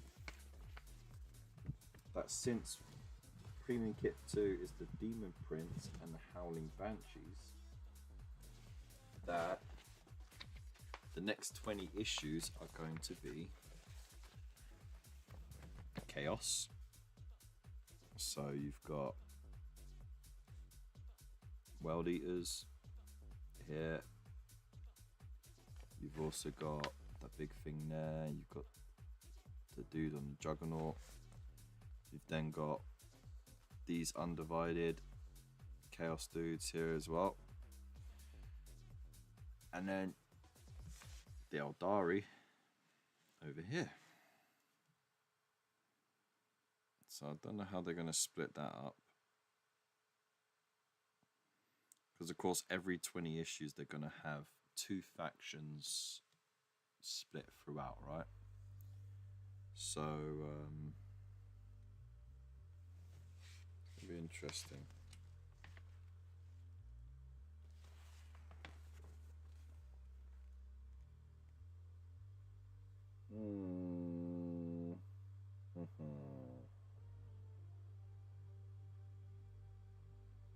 Yeah, it's going to be interesting how they split that, because 2, 4, 6, 8, 9. Yeah, you've got 9 and it's over 80 issues. Like I said, eventually you'll run out of paint issues and it'll just be miniatures only. So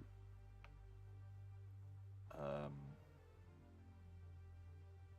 think that's the only way they're going to do it, really.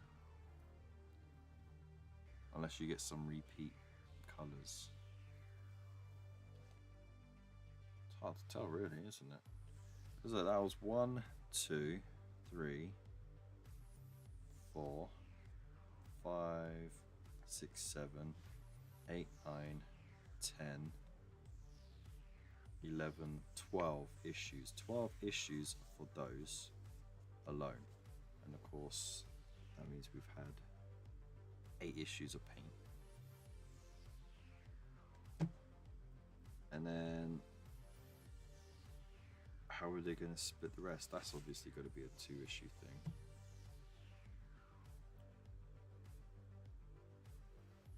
Oh, it'll be interesting, won't it? It'll be interesting to see how they split.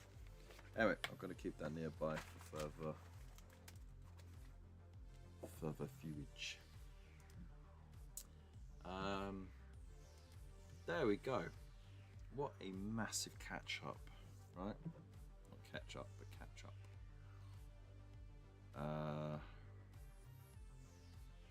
It's been a weird one, hasn't it? So I've had lots of updates, lots to talk about. As I said, I am on, for the next week I'm on late, so I will try and see if I can get a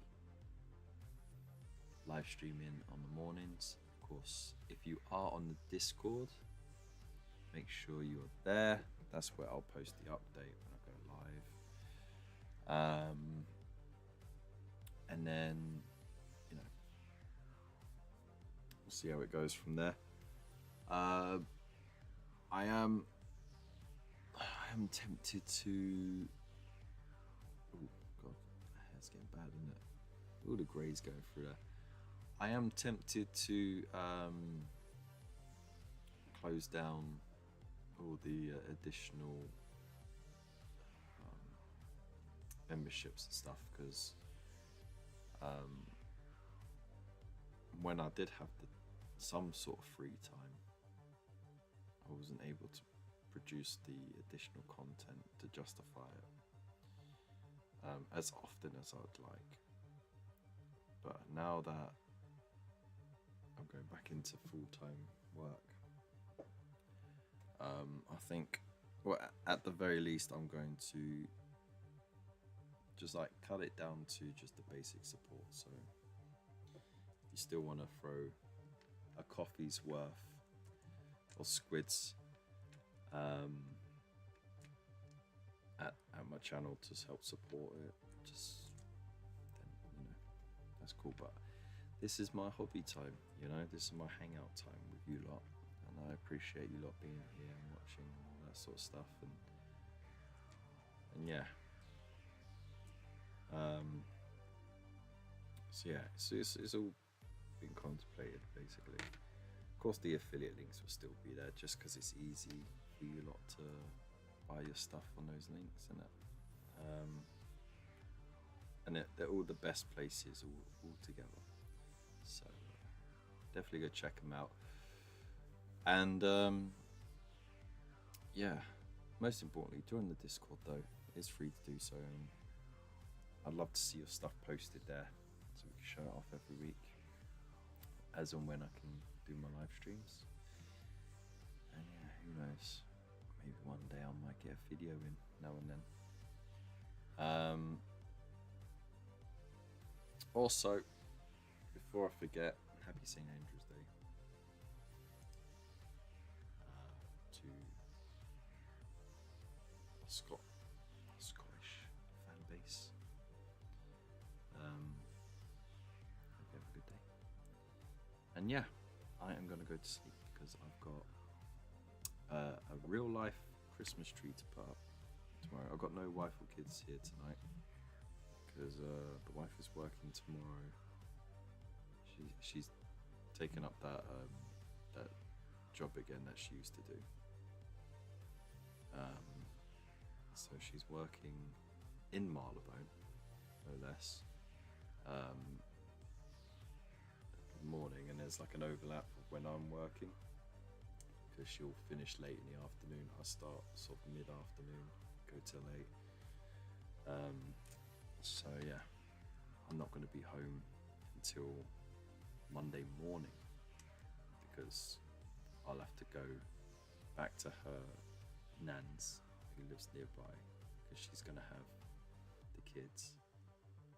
And because I finished so late, I'm going to have to stay there the night and then get the kids to school first thing in the morning. Fingers crossed. So yeah, that'll be fun. But yeah, I appreciate all of you for being here. Now let's have a look and see, who can we raid?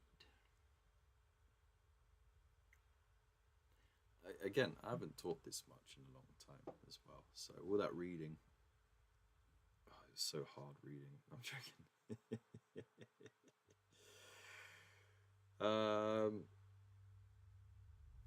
So let's have a look, see.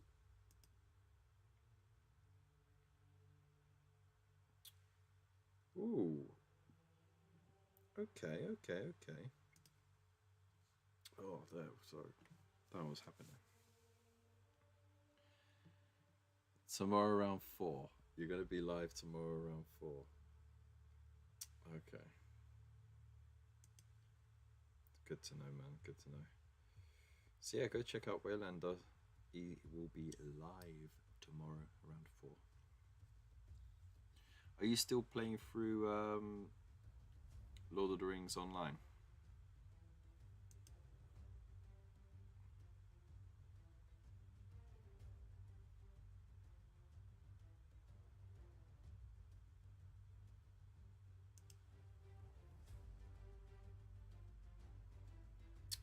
Right, just queue up.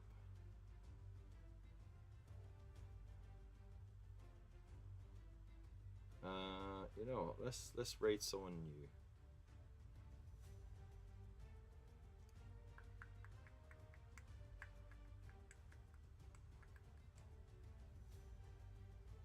Let's go to this one. Let's start raiding this one. It's called Johnny Jeans Minis. Alright. So there we go. As always, I appreciate all of you. Let's get a polka on. I hope you all have a good night. And yeah, keep an eye out when the updates come. Big loves. Stay safe. And I'll see you in the next one.